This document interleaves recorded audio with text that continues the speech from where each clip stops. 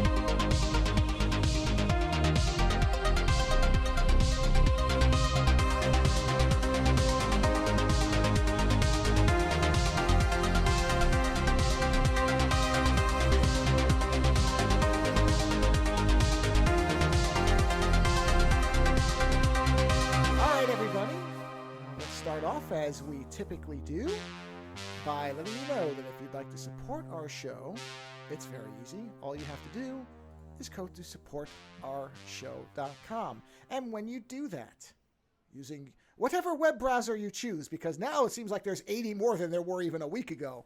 I'm telling you, it's sort of amazing. We're going back to the 90s in so many ways. One being that there's every web browser, there's all new web browsers. The ones who are making them already are making new variants of them, like the Opera Air and stuff. Okay. Whatever you're using that uses a web address, just type that into it, or you can use the link that's in the show notes, and that will take you to a page that gives you an array of support options if you so choose. Also, as far as I am aware, the code OZONE will still get you 2 to 3 months. I think it's 2, but I haven't checked in a while if it was supposed to be 2 or 3. But at least, I'll say 2 months free on Libsyn if you'd like to, express your thoughts via the internet medium that we call podcasting, where all the money is these days. And also, just as a little way of specifically, I don't care. We're not in it for the money. We never have been. So that makes it easy to joke about it because I don't have to cry when I say that joke, whereas people who are making a living and saw the floor fall out, probably not so funny for them, which I do feel bad for those people. But in our case, irrelevant. One thing I will say is our Patreon channel, or platform, channel I guess is the right word. I don't even know what to use as the descriptors for these things. The thing. Patreon website. The Patreon website. That thing has some stuff going into it now that makes it a little bit more worth visiting than it perhaps was in the past. And that is available on all tiers. There is no paywall to that. You can join as a free member, and you will see the uncensored, and uncensored meaning you'll see the actual video clips. I don't mean it like it's a massively different thing. But that's the uncensored versions of the retrospectives that Doug Bielmeyer and I have been doing on Star Trek. Our movie commentaries, that's the only place I'm posting those, because they will absolutely get nuked on YouTube. There's not even a point, so I'm not going to. So those are all going up onto the Patreon channel. I am spreading those out because one thing that occurred to me that wasn't the case again for a long time, but has kind of gradually snowballed, not really with any intention, but just kind of its own inertial force, is there is something on almost all the different channels we have every single day except the weekend at this point. In fact, actually, that's what I should start doing because I've been getting days that are crowded. I should just start going to the weekend. I don't know why it didn't occur to me until I just said that. That's what I'm going to start doing. Because you rest on the weekend? I don't know. Well, but I can tell things. I schedule everything. I'm not doing it. I'm not doing these every day. But the other day, I'm like, there's more than one thing coming out. I don't like to have more than one. Very little of our stuff is short. The only stuff that's truly short are the 5-minute episodes, and those were already double booked with longer things on the YouTube channel. Well, now it's expanding to where it's, in some cases, there's 3 things coming out on a day, and I'm like, oh, boy, that's a lot of stuff to just come out all at the same time because it's so easy to forget about it. So I'll probably start pushing, but I am starting to space them out more. So like the commentaries, my first idea was to publish those every week as we did them, but I'm not doing that. I'm going to do them at the first, I'm going to space them out by a month and let people, be able to take the time and watch them. And so even though we're recording them We've recorded for the last 3 weeks straight. That may continue for a while. We may have some gaps here or there, but that also allows us to not have to worry about doing it every week. We can upload it whenever. So there's stuff kind of everywhere now. You should ask if anybody's even interested in that. You know what? Because here's the thing: if nobody's interested, then it's almost not worth doing, isn't it? I mean, what's the point? Okay. Well, there's two answers to that. Let's start with, let's say nobody's interested. I enjoy doing it, so I don't care. It is a no-cost thing to us to do. Okay. Listen, if you enjoy recording us for whatever reason, that's fine. No, actually, I was listening to the most recent one that we did, which is the movie we'll be talking about this evening, and there were, right at the beginning, there were funny bits where we were just talking about the words we were seeing. And I'm like, this is actually amusing. It's not garbage. So it isn't. And it is. There have been parts where I've actually laughed at it because we haven't done one where I got to the end and went, I might not post that one. I think that one was just shitty.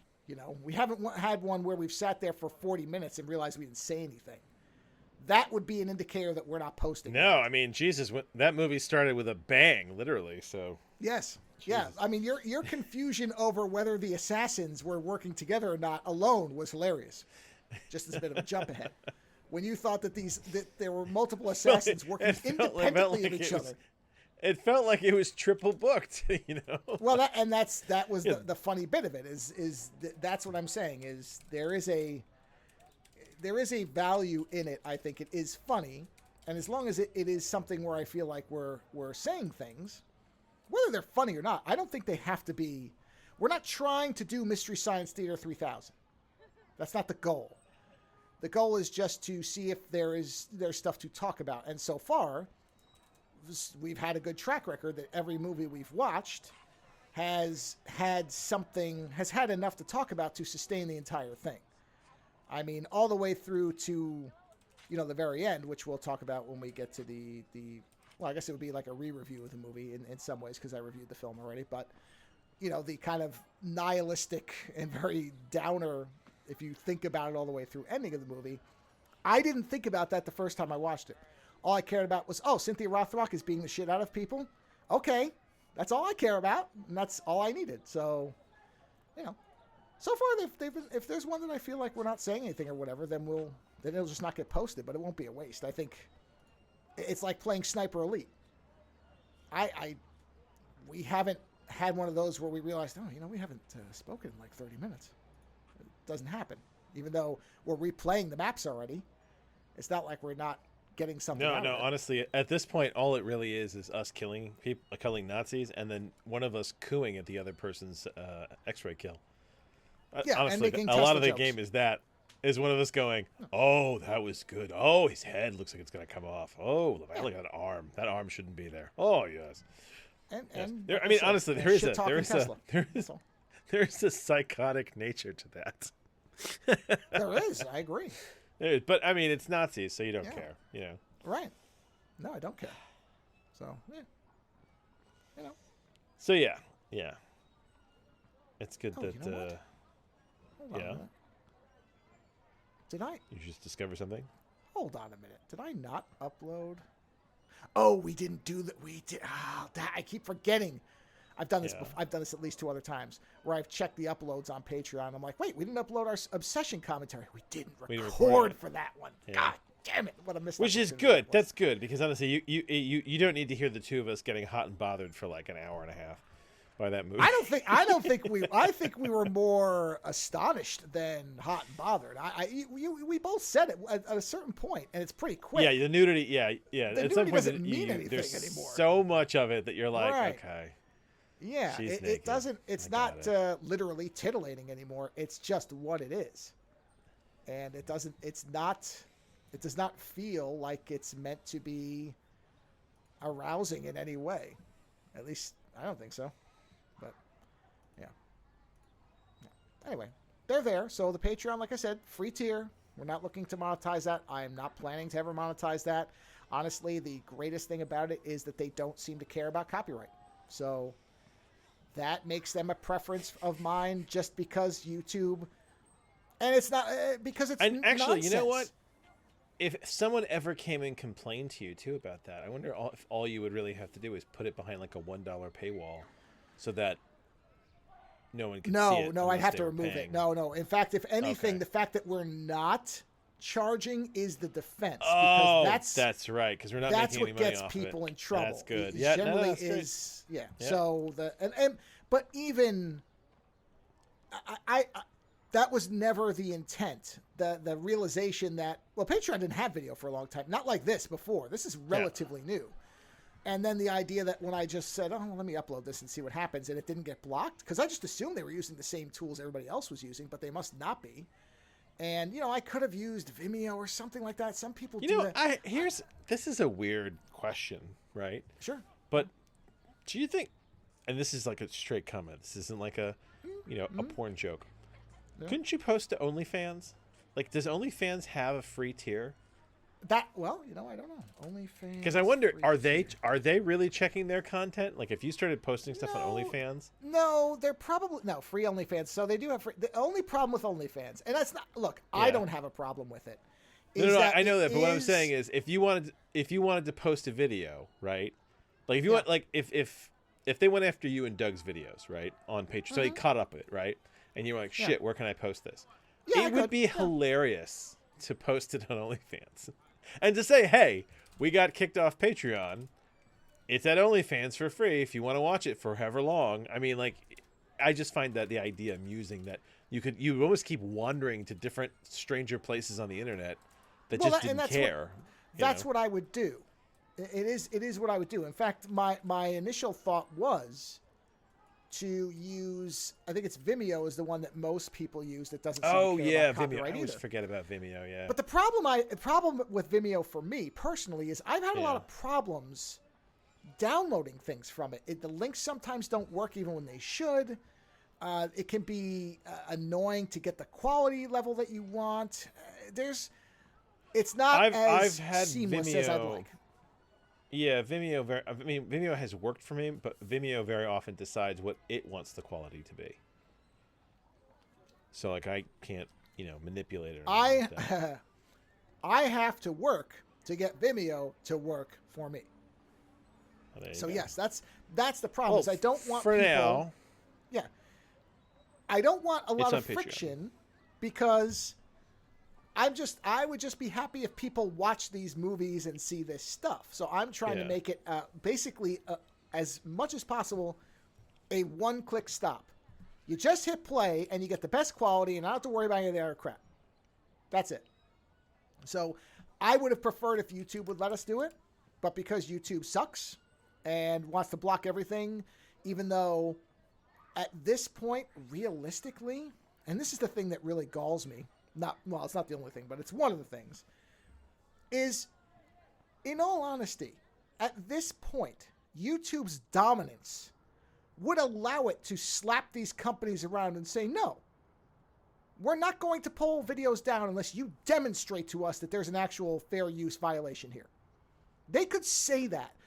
Does anybody really think that even within a few years that movie studios or any entertainment branches are going to be more lucrative? I mean, YouTube has supplanted, I think, every other streaming service, including Netflix now. So Is it really? it just happened. I think within the last month or so, they said that YouTube has is now the #1 streaming thing or something like that. Yeah. That's so weird. Okay. And now it's not even, sorry. It was already dominant, but now the viewers on YouTube, the amount of people who watch it on a TV has overtaken phones. Yeah. Wow. Yes. Wow. Okay, that's what I'm saying. Significant. It is. So at this point, they could realistically start to push back on these media companies and say, no, you know what? You need us now. How many shows now get their audience is like SNL and all the late night shows? People aren't watching those anymore. They're going to YouTube. Was it Taskmaster, which I love that show? I'm pretty sure that they show on BBC and then they go to YouTube. Yeah. Like I don't even see them anymore on like Netflix or That's what I'm saying. Amazon or anything like that. Yeah. Yeah. So anyway, this is a very, very long way of saying that all the different outlets we have now have content available. varying length, although most of it is long. I won't even pretend.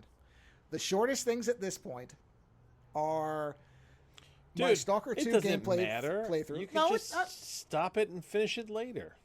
No, but there are people who like the shorter stuff. There are actually a lot of people who like the shorter stuff.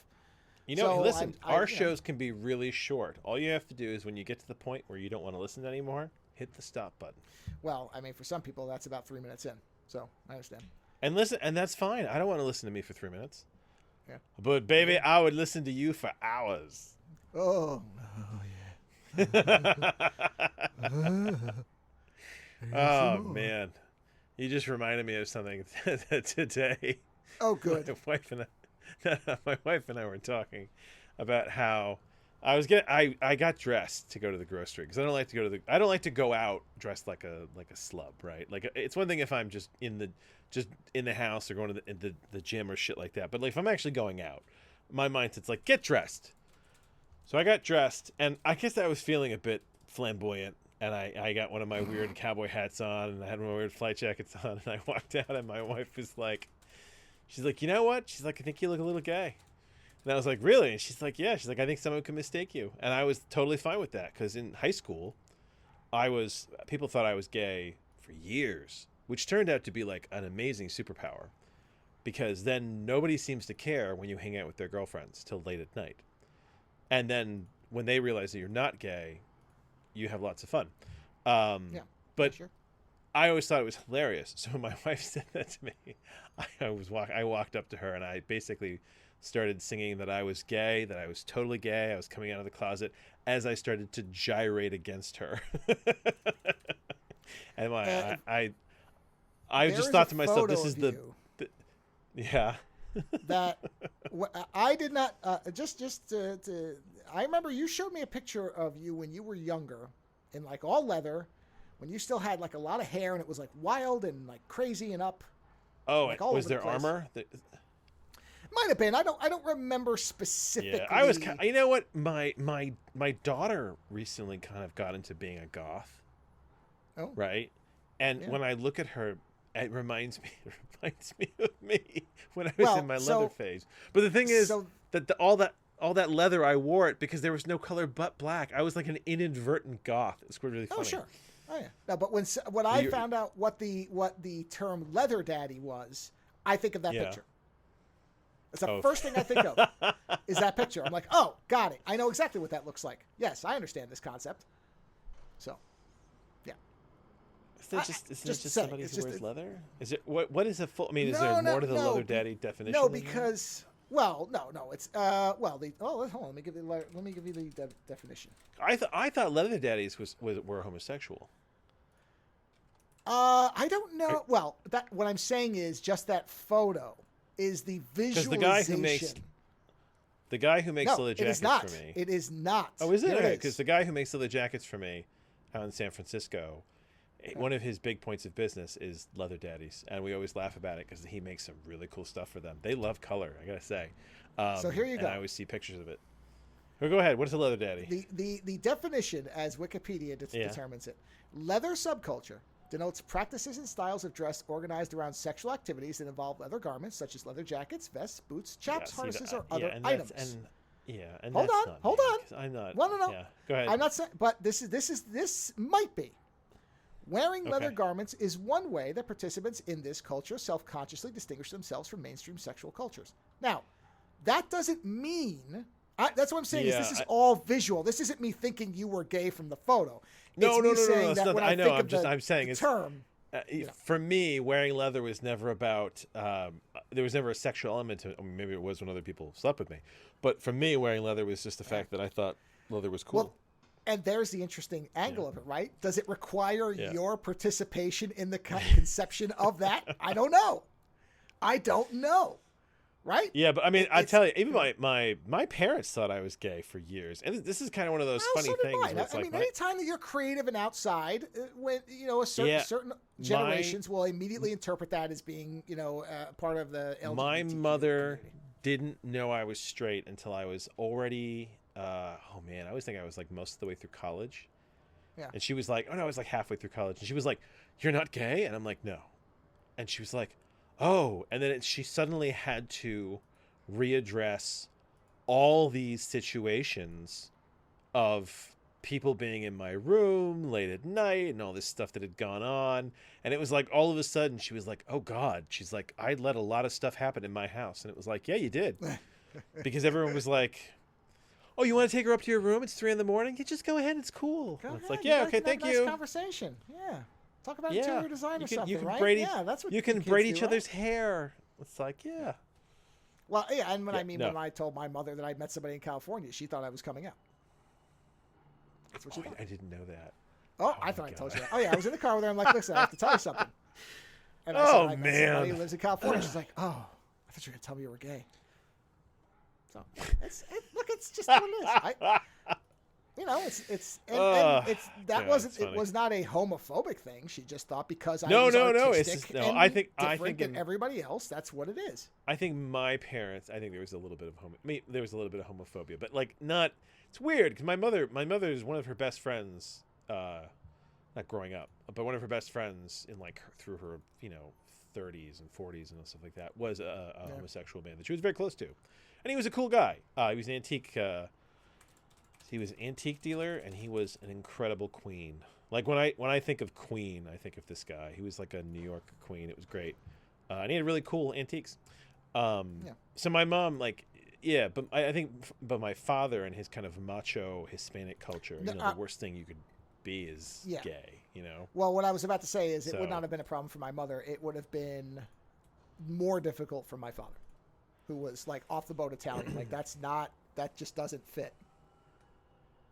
But I don't think he would have been surprised. I think it would have been if it had been the case. I'm not. I'll be honest with you. But I'll be honest with you. If I was like if I was a high schooler today, or even like going into high school today, I think that I would probably have sex with all sorts of people. And I only say that because I've had these moments where like I've seen those people are like, oh, trans women are awful. I'm like, there's some really hot trans women out there.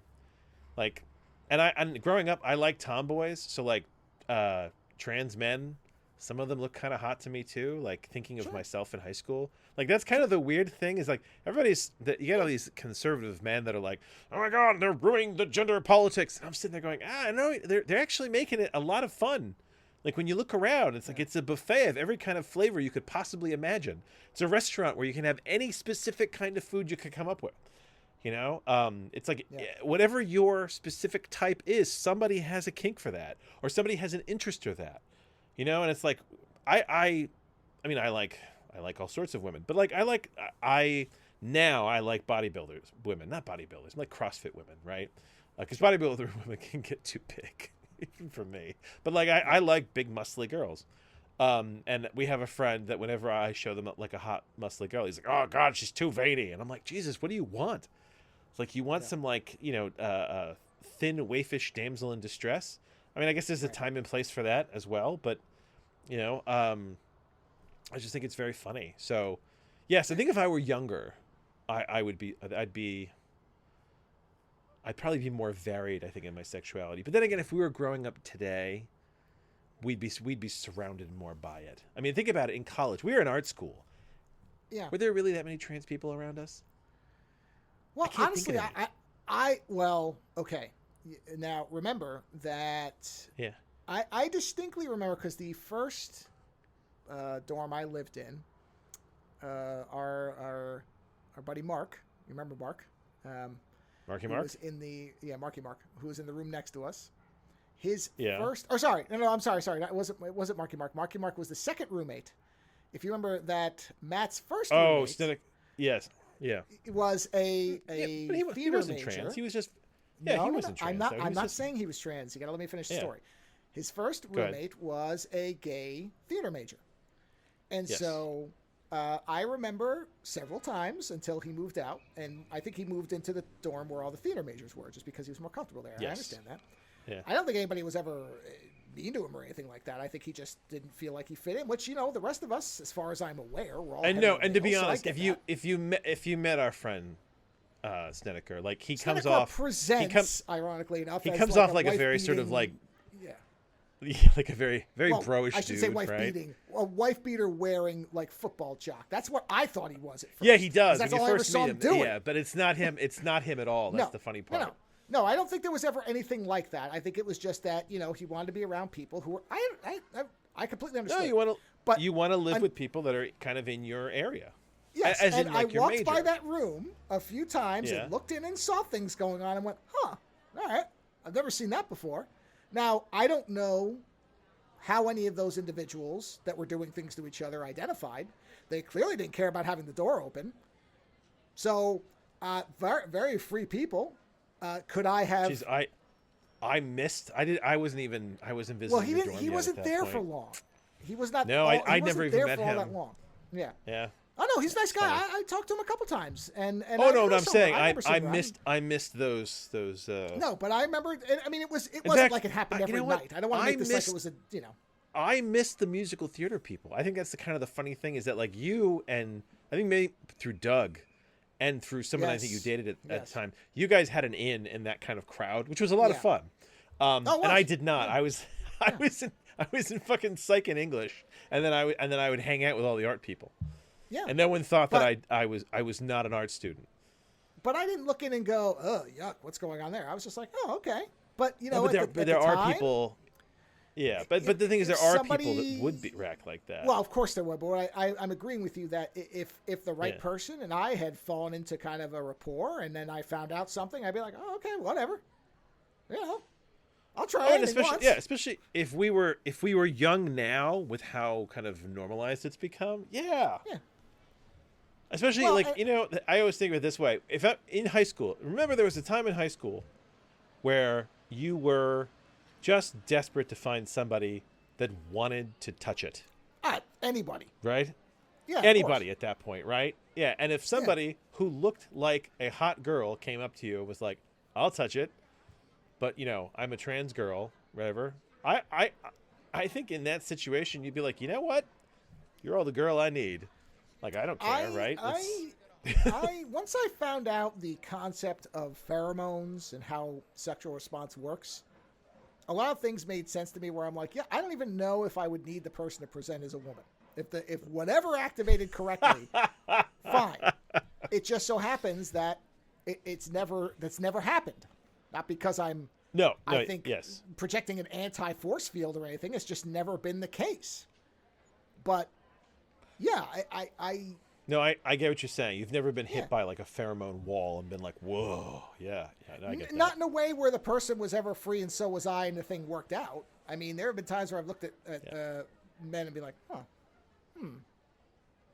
yeah, all right, that proportion's right, and you know, but that was it. It's just, you know. He's hotter than her, yeah. Yeah, exactly. Yeah, actually, literally, that's been the case many times where I've been like, Yeah. oh, So- okay, doesn't make sense, but you know, Yeah, that's actually, fine. it's It a works funny for them. experiment, right? So there's this idea of how much do you have to take away from a thing before a thing is no longer the thing, right? So it's like, Yeah, that's you know, the where ship, did Theseus's ship or something. yeah, isn't it? but like even with your own body, it's like how much of you do I have to remove before it's not you anymore, right? So Of let's course, say for I sure. remove one of your legs, and I replace it with like with a metal leg or different leg, is it still you? If I remove both legs, is it still you? If I remove your arm and both your legs, is it still you? Yeah. Like how much? What if I remove everything but your head? Right? Is it still you? Right. Well, that Now, what if I and remove your that's- head? Now, hold on. What if I remove your head, but the rest of it's still you? Is it you? And it's this Well- question of where does you reside? But the idea is Right. take your selected gender of interest, right? Yeah. And start removing elements. And in your head say, okay, this is no longer something that I would have sexual encounters Yeah. with. And it's an interesting Yeah. mental experiment because it makes you sit there and go, Right. this is the seed of what I like. I need these components, right? At least at an abstract level, which I find fascinating because I think there's a lot of people that will discover they are far more flexible than they think they are. Sure. You know what I mean? Yeah. Yeah. So Well, I mean, yeah, I think the largest thing there is whether to because there are people who look at gender as specifically a biological only thing. And there are other people who look at it as, no, it's more than that, in which case, like you said, it becomes for some people, changing one specific thing and we all know where it's located, for them is yes or no. And then there are other people who are like, Oh no, man, it's there's not people just that if you don't have breasts, you're not a woman. Right. And it's like, well, what about all these Exactly. girls that Yeah. that are less than A cups? Are they suddenly not women? And Well, like, especially if you you and I wanted to know be a that there woman, are you know, people like, out there who would say no, they're not. yeah, and that's just If that was my woman, I'd buy her implants and make her into the woman she should be. I've seen that statement. So God. have you. Oh, You've seen it too. Yeah, it's terrible. I know. Right? I know. So we know these people exist. Yes, I have seen it. Yes. Yeah. Yeah. And implants are frightening, by the way. I think I've said that before. I do not like the way those feel.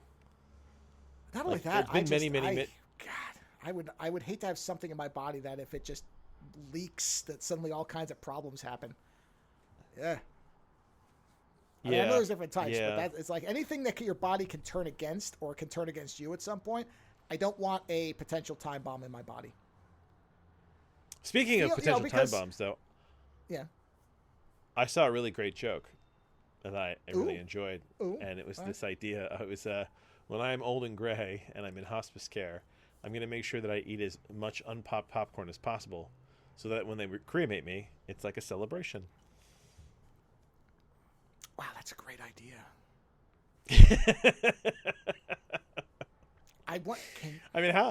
I just started thinking about like the details of like, oh Jesus Christ, how much unpopped popcorn can you eat before it hurts you? That does make me wonder. Can you put into your will, or whatever your final whatever, when they before they cremate me, please put a bunch of popcorn into my abdomen or something, or fill my mouth with popcorn so that when they're doing it, they hear popping. Could you do that? No, I don't know, because they don't like to fuck with that space, because I told you I've told you before the story about the pacemaker. Oh yeah, that's right. Yeah, so for those who don't remember, when I was back in college, one of the courses I took was about death and dying, and it was how we handle death and all this stuff for my psych major. And we went to a crematorium, and when we went there was a door that was literally like blown off one of the hinges. And these things are not little. This is like a giant metal, door for the crematorium. And somebody asked, what the hell happened there? And the guy was like, he's like, when we have people here to be cremated, he's like, we have to remove everything. And we ask people, is there anything in their body that we have to remove? And people don't like to report because they have to pay for these things to be removed. And somebody thought they were being slick and not reporting that they had a pacemaker. And those things have these little atomic batteries in them, and when you heat them up, they fucking explode. And it blew the hinges off the crematorium door. So I was like, whoa. I was like, that's a mess. You have to wonder how cooked he was before that went off. Because that's the difference between like, powder everywhere and like, hot sludge. Yeah. Oh. God. Yeah. Woo. So, yes, I think we live in fun, liberated sexual times. And, sure. There's an adolescent part of me that sits there and goes, man, you know what? I was like, I wonder what I would have been like in these new times. Yeah, did we miss out? You know what? I missed out on yoga pants. That is one thing that as a kid, like when I think of things that are different, like yoga pants became a thing when we were in college, and now I see like younger people wearing yoga pants in school, and I'm like, Jesus, when I was in high school, I would have died for girls to be wearing yoga pants. The casual wear of yeah. Yeah, whereas like when we were younger, what was it like? Overly tight Jordache jeans, and then like sweatpants, pajama pants. Pretty much. Like what else was there? And then at some point or not, some certain girls discovered short skirts, and that was a weird thing because there was always the fight with the school whether they were allowed or not in school, and then there was literally what was it to the knee or under. There's like length things and and there was always one girl that wore them even when it was like 2 degrees out, and you're always kind of sitting there going, how do you do that and not freeze? Yeah. Right. Yes. Yeah. So it takes all kinds. Yeah, I agree. I've thought the same thing at times. Like, boy, if I were in college now, would I even be straight? How much of where I am is because I was conditioned that way, and so that's kind of the path. I don't know. I really don't know. Oh well, yeah. Now you're getting into the idea of like what environmental causalities would like could they change the way things were expressed? Yeah. Yeah, absolutely. Yeah, because I don't know. I used to believe that you were born one way or another, but I do think that to some degree now, I think environment can change things quite a bit. Yeah. Especially with the level of hormone disruptors that exist in this environment. Well, there's that as Like, well, but I think it's also if you get to a point where nothing matters but compatibility with a person you want to be around, and nothing else, everything else is secondary, then everything else is yeah, oh secondary. yeah. No, and that's kind of You know? nice. If there's people out there that don't care, it's just about clicking with a personality. Yeah. And actually, what's very funny is I just started watching 30 Rock because I was never really. I don't know why I like Tina Fey too, and I just never watched that show. But recently we started watching it, and we're early days. But I got to the episode where Alec Baldwin sets up Tina Fey with What You Think Is a Man. Oh, the woman from Law and Order. Yeah. And then she realizes it's a woman. The funny thing is that like twice because I thought you said Jason Lee, which is one of the funniest jokes. And they're really compatible. And the lesbian woman's like, no, listen, I already told myself I'm not chasing straight girls anymore. And she has to like uncouple herself from Tina Fey, who's like, well, let's make a deal in like 10 years. If we don't find anybody, you'll just live together, you know? And it's that thing is like personality wise, they really click. But she says to her, she's like, but when I think about what I find attractive, she's like, you know, I still want hair. I like the fact she said hairy back. I think of a guy, a hairy back. That was it. Yeah, she thinks bald spots back. and hairy backs or something like that. Yeah. And I was like, yes. Yeah. Really, honestly, I should take all that hair on my back and put it on as a preface. She says that, but wait till you get to the end of the show. That's not where she ends up. Oh, I'm sure, but it's just funny. But my wife and I always joke around. I have a pretty hairy back. Like I'm a big fucking mongoloid of a male, cavemanish, I'd say. And I joke around with my wife sometimes. I was like, I should take all this fucking hair below my neck and just put it on my head and see what happens. But I would just have this giant fro because it's not like you're gonna have nice hair up there. But I am curious, like what that process is, because I've read that it's horrifying. What, hair removal? Like, yeah, no hair. What is it? They hair, not hair removal, but hair electrolysis. When they move hair from one part of your body to another. You mean hair? What do you call it? Transplant. Hair transfer? No. Yeah, I mean, it doesn't sound like a very fun process. Number one. No. Number two, like I shave my head, and the thing is, if I had hair, I think I'd still shave my head. Although, the other day my chiropractor, who is roughly my age, had a mohawk, and I have to admit, I was a little jealous. I was like, damn. I was like, I'd like a mohawk. I think that was one of my last hairdos before I finally was like, you know what? I'm going too thin. I'm going to shave my head. I liked a mohawk, Sure. That was a fun hairdo. If I could have any hairdo, I would have a mohawk. But it's not enough so that I want to go through the process of moving body hair onto my head. Yeah.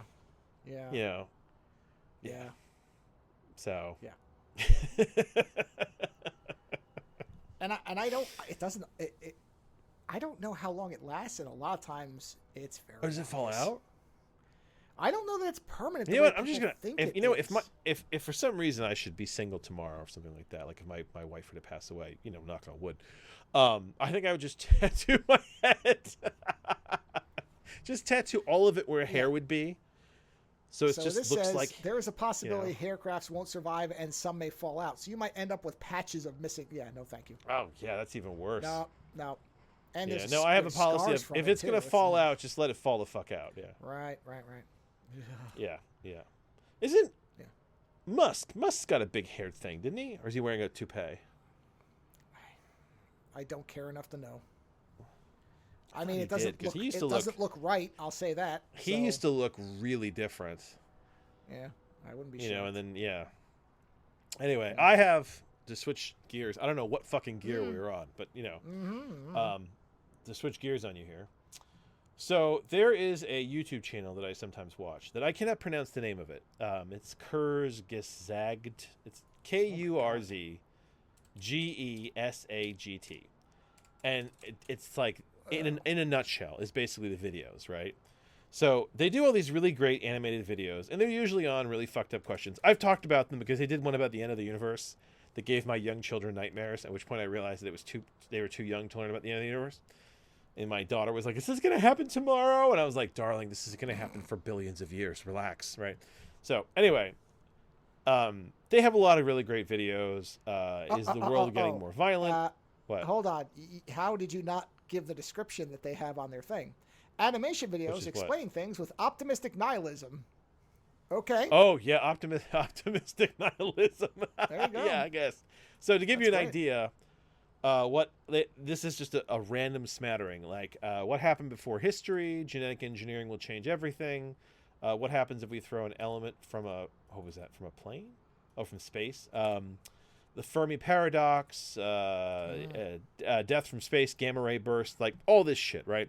A lot of it's space based, But apparently, this guy also has a lot of interesting information on immunology and the immune system and stuff like that. So, a really fascinating wealth of information. And I've mentioned this guy's videos before, kind of like passingly in this podcast. But I've been watching them for years, and the animation's gotten a lot better, and they're just very informative, right? Well, interestingly, Especially, apparently yeah. it's an animation studio, and Oh, is it? that word, yeah, Kurzgesagt, I don't know, is Yeah. German for in a nutshell, or in short, or literally, shit. shortly said. A German Good. animation design studio founded by Philipp Detmer. The studio is best known There for you its go. YouTube channel, which focuses on minimalistic animated educational content using a flat and 3D design style. It discusses scientific, technological, political, philosophical, and psychological subjects.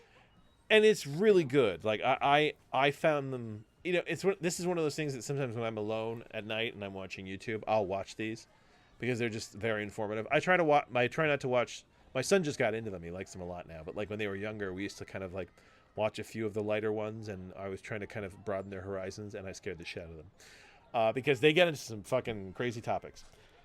So anyway, amazingly, this is not about them, but this is about something I found through them. So we were watching one of their videos recently, and in the video, they had advertising, and they said, hey, if you liked us, you might want to check out this website called Ground.news. And they were like, and they described it as a news channel that helps you kind of understand biases in news. And I was like, oh, interesting. And normally I don't fucking bother with this shit. Usually I fast forward. But this caught me. And I was like, I'm kind of fascinated now. So I went to this website, and it's, like I said, it's ground.news. And what it is, so first off, they have a pay version. They will allow you to see some amount of it for free, but there's a pay version, and I understand why there's a pay version, and I may pay for it. So what they do is they show you a news article, right? And when you click on the news article, they show you basically the bias. So who's reporting this?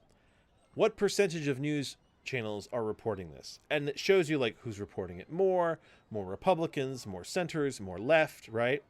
And then they also connect it to all the different people posting it and what their leanings are. So like, for example, there's an article here that says UK, France, and Ukraine agree to work on ceasefire plan for Russia's war in Ukraine, right? And then it gives you 208 different news agencies that posted this story. But then what it does is it tells you what their bias is, and then it shows you all their headlines for it. So you can get a beautiful sense of how varied people can see the same story. And you can click through their site to these links as well. So if you want to read further about what different news sites have to say about the same story, you can click through their site to see them. So for me, who is very fascinated by bias, this was a fucking awesome resource.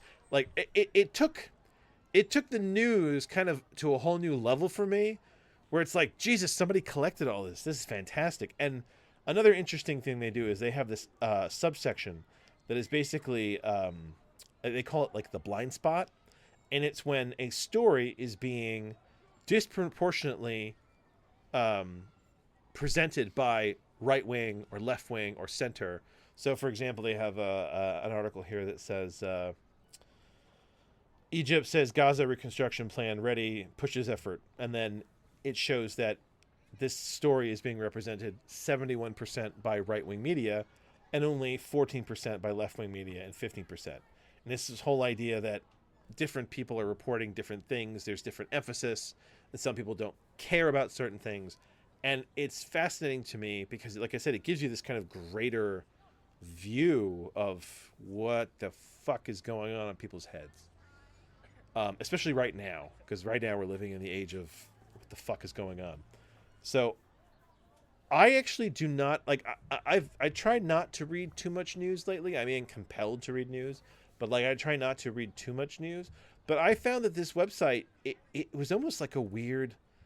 It's almost like just a weird psych project for me to look at it and to see how different people care about different things and who cares about what, and to sometimes be surprised by what bias is reporting certain things more than others. Like I've been genuinely surprised a few times by stories and been like, holy shit. I was like, why is the left reporting on this? Why do we give a shit? Why does the right not give a shit about this? Like, it's just kind of interesting politics. So I wanted to mention it because I don't know if it made me feel better or worse about things, but it's just so fascinating that I kind of stepped sideways. Do you know what I mean? And I meant to tell you about this. Go ahead.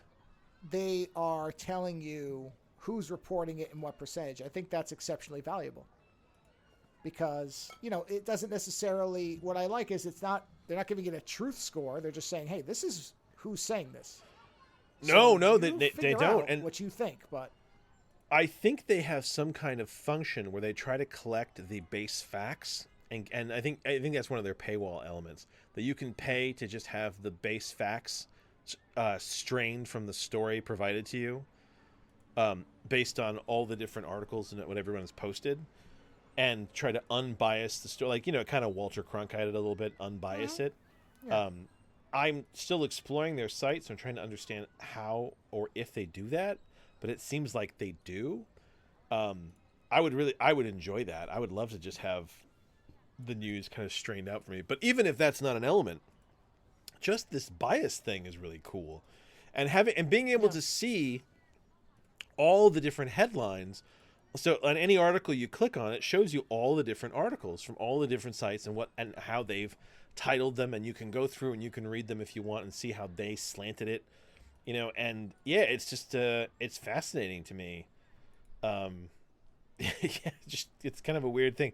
And when you're on their site, every article has like this little band underneath it that's like red, white, and blue, and it shows you, how looking right at it, you can immediately see who's reporting something more than others. So yeah, I think this is a fascinating resource in this day and age to have. And lately, I've been going to their site to read the news more than I have been going to any other site, to the point of which I think I might actually like become a member, because this is something that I almost kind of want to fund, because I enjoy the weirdness of it, just seeing the bias laid right out there, Sure. Yeah, and then stuff like this where it's like, from Alaska to Maine, communities that border Canada worry U.S. tariffs come at a personal cost. That story is 68% centrist coverage, which is the largest portion. And you sit there and go, okay, well then there you go. Like, that worry goes beyond necessarily political office. There's a lot of people just in the center who are worried about it.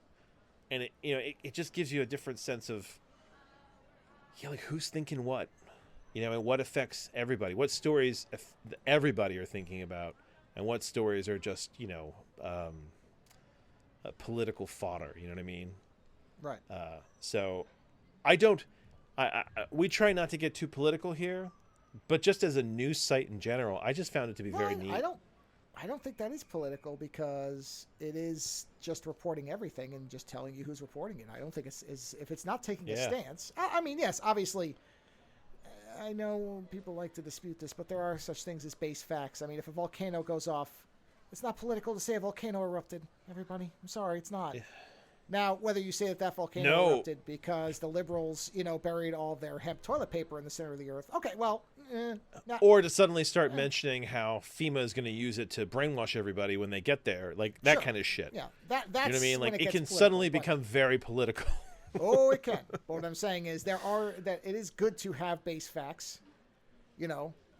Some guy drove into a crowd. That's the base fact. Now, as far as what the background and motives are, well, that's. If they're staying away from that and they're sticking with, no, this is what happened, and here's how it's being reported on different places, then that's fine. I don't think there's anything political about that. That's simply saying, here's who's saying what. You know? That's yeah, okay. and they have some function. Oh, they have a function that's... It's tough to be completely have a objective, thing that's... so they're trying. Oh, absolutely, but they have a thing that says bias comparison, and it gives you a quick sort of... I mean, they must be using AI for this, or machine learning of some kind.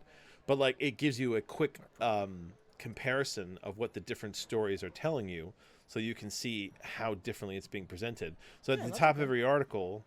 I don't know if it's all of them, but at the top of a lot of the articles, they have basically, you can click on the different biases and you can get the bullet points for how each bias is presenting the story. Sure. And then at the end, you can do a bias comparison. So and like, you know, they also do like coverage detail, how many different news sources are covering this, how many of them are left, right, and center, you know, and what the bias distribution of it, you know, it's who has the majority of the stories being presented. So, yeah, I found it to be a really neat resource. Yeah, that's interesting. It's a good idea. In this day and age, you know, like if you're like me and you want to make sure that you are aware of what's going on, but you're getting sick of how everything just boils down to, you know, politics. This is kind of it's oddly a light touch. You know, like it's not as heavy-handed as you could go with something like this. Sure. And I kind of enjoy it. I kind of like it. So I wanted to mention it because it is a weird resource. And, you know, I haven't found the hang up yet. You know how normally you'll find something out and you'll be like, oh, God, it's run by, you know, I don't know, aliens. But not illegal aliens, but like space aliens. But, you're always waiting for the other shoe to drop, right? To be like, you know, yeah. But I haven't found it yet. So for now... They seem pretty legit. They seem pretty good. And, you know, their website, Ground.news, is pretty fucking easy to remember. Yeah, that's pretty simple. But, I mean, you got to pay a lot for that dot, right? Isn't it when you go for, like, a dot any other word, it's expensive as fuck? It is not uniformly always expensive, but there are definitely ones that cost more than others. So I don't know. .news might be, I'll be honest, I don't know. Yeah. Anything that's not .com or .net, I believe, tends, or ones that nobody wants. You know, there are stupid ones that nobody wants, and those are cheaper. But something like this, I would imagine, goes for more. So yes. Yeah, it was neat. It's neat. So if you subscription models, and I'm assuming that they probably make, you know, enough to cover. They have, yeah. And the thing is, like, I am contemplating like. There's a really cheap version. I think it's like only $1 or something like that. It's like $10 for the whole year. It's not 83 cents. There you go. Yeah, there you go. Build at $10 a year. Yeah, look at that. And I'm tempted to just do that because I think it's an interesting service that they're providing, especially in this day and age. So I'm trying to understand. Here's where they could get in trouble. Okay. Factuality scores for publishers. See, that's where you got to be. Yeah, but and that's the thing is, I haven't utilized any of that. Well, that's only available when you pay at the middle or high level. You don't. Get that and that's the thing lower. Is, I was looking at the higher services, and I said to my wife, I was like, I feel like some of the higher services allow you to bubble a little too much because you can like customize your input. Yeah, and I'm kind of like, yeah, you bias. That's interesting. What is that? You know, and I'm kind of like, yeah, I don't. I'm liking the fact that I'm looking at the whole of it, and it requires me to accept the fact that there is a good and bad to everything that comes out. You know what I mean? I do like the fact that they say we are not a fact checker. That's good because fact checking has become one of the evil what do you call it now? Don't say you're a fact checker. How dare you? How dare you pretend that there's objective truth? No, really. I mean, to a degree, I agree. But then there's other points, like I said, about a volcano. Like, I don't want to be hearing that, you know, that's your interpretation. No, it isn't. When magma flies at high velocity on the top of a mountain with a hole in it, that's a volcano erupting. Shut up. The forest fires in L.A., that has been reported in so many fucked up ways. But nobody's saying there... Well, okay. Nobody who isn't on InfoWars is saying that there isn't a fire. You can say... No, there's definitely a fire. There's definitely a fire. It's just, why? Because there are people like, there's no such thing as objective truth. And I'm like, okay, that's only true after a certain point. Yes, there is. There were fires. Things burned. You can't If you get punched in the face, you very quickly realize there is a truth. Yes. Yeah. You know, Yeah. the why of it can be different, but if a hand the attached reality, to another body it has it ends has up happened. making you have a tooth on the ground, the objective Oh, reality is somebody man. knocked one of your teeth out. The other night, Right. I was talking to my daughter about something. I don't know what we were talking about, but I told her, oh, this is my wife. It's when my wife and the son were away. We were talking about something, and I started to explain how, you know, sometimes your plans don't go the way you want them to. And she was like, what do you mean? And I was like, well, it's like, I'm going to tell you a thought from a great sage. I was like, this is something that Mike Tyson said. He's like, everybody's got a plan till they get punched in the face. Yep. And she was like, really? And I'm like, yeah. It's like, think about it, right? Everyone's got a plan, but then, you know, once the punches start flying. And she was like, who's Mike Tyson? And I was like, he was a monster of a boxer. And I showed her a quick video of this man on YouTube. And she was like, whoa. And I'm like, yeah. I was like, so, you know, when he says certain things, I tend to give it a minute and think about it. And that is one of the things from him. I think that is probably, I'm sure he got it from somebody, but coming out of his mouth, it's a fantastically sage comment, which is, yeah, everyone's got a plan until they get punched in the face. It's very easy for us to sit here and argue the bias of this and the bias of that and la, there's no objective truth.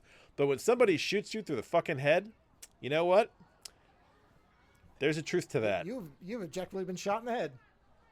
Yeah, exactly. Regardless. Yeah. So, and maybe that's, you know, and this, what worries me is that I feel like that is what a war clears up. I worry that, because I mean, that's kind of the thing with World War II. It's like in World War I, it's like everyone's throwing their own version of the truth around, and then there's a war, and everyone straightens out what the truth is. Yeah, the victors. You know, and it's like, yeah, well, exactly, and that's one of the things. That's the things I worry that we're headed for, is that there's a lot of fascists around, and I'm waiting for the fascists to get angry at each other, and be like, well, Mike makes right, and I'm going to show you that I'm right, you know, and then you've got a world war. Right. So yeah, I worry. I do worry that we're a cyclical culture. Well, we are. I'm not saying that we're cyclical, but I worry that we're cyclical. I mean, I don't know how much stock I put in that. It's not like things like measles that we eradicated are coming back. So how cyclical could we be? Oh, fuck you, man. Jesus. Next all this topic, vaccination then. Holy shit. Yeah. I mean, the know. fucking viruses that are coming back. Listen, I'm you know what? if there's not a good flu vaccine, the flu vaccine saved my ass a couple weeks ago. So if I don't know what else I can attribute it to. No, I'm just saying, if I have a religion, it is science. And the religion of science is that you know information until you prove it wrong. But you never say, well, this is absolutely what it is. It is what it is until you can prove it otherwise. But you are open. You are open to the idea of it being proven wrong. The possibility it could be proven wrong. Also, the other day, show your work. Yeah. There's a part of science I like. Oh, show well, your that's work. the other thing. Yeah, show your work. Yeah, showing your work goes a long way, too. Yeah. Yeah, and the thing is, like, there are all these viruses that weren't a problem, and now we've got kids dying. Mm-hmm. You know, and what annoys me is I'm sitting there going, are the parents vaccinated? I don't think, like... Anyway. Probably against their will. I'm sure that's what they would call it, against their will. I've heard that we one were a lot. vaccinated against our will. Our parents thought they were doing the right thing. I did see. I saw that what is one of the most sadly hilarious things that was spreading around, where somebody had said, "If only I had been able to tell my parents when I was a baby not to vaccinate me, I would have." And it's like, wait a minute, think what you just said. What you just said reveals why. And I'll tell you right now, if my child turned to me and said, I don't want to get vaccinated, I'd be like, you're a kid. You don't know shit about shit. Right. You don't even know what to be afraid of. That you would somehow be able to time travel back as a child and look up as a baby, be like, no, vaccinate me, mommy. And the mom would be like, oh, okay. That's a short film, right? You go back in time. You go back in time and you meet your parents and go, don't vaccinate that child. Oh, and my then God, they don't no, vaccinate you. No. And then you blink out of existence because you die of measles. No. Here's the movie. 90 minutes long, right?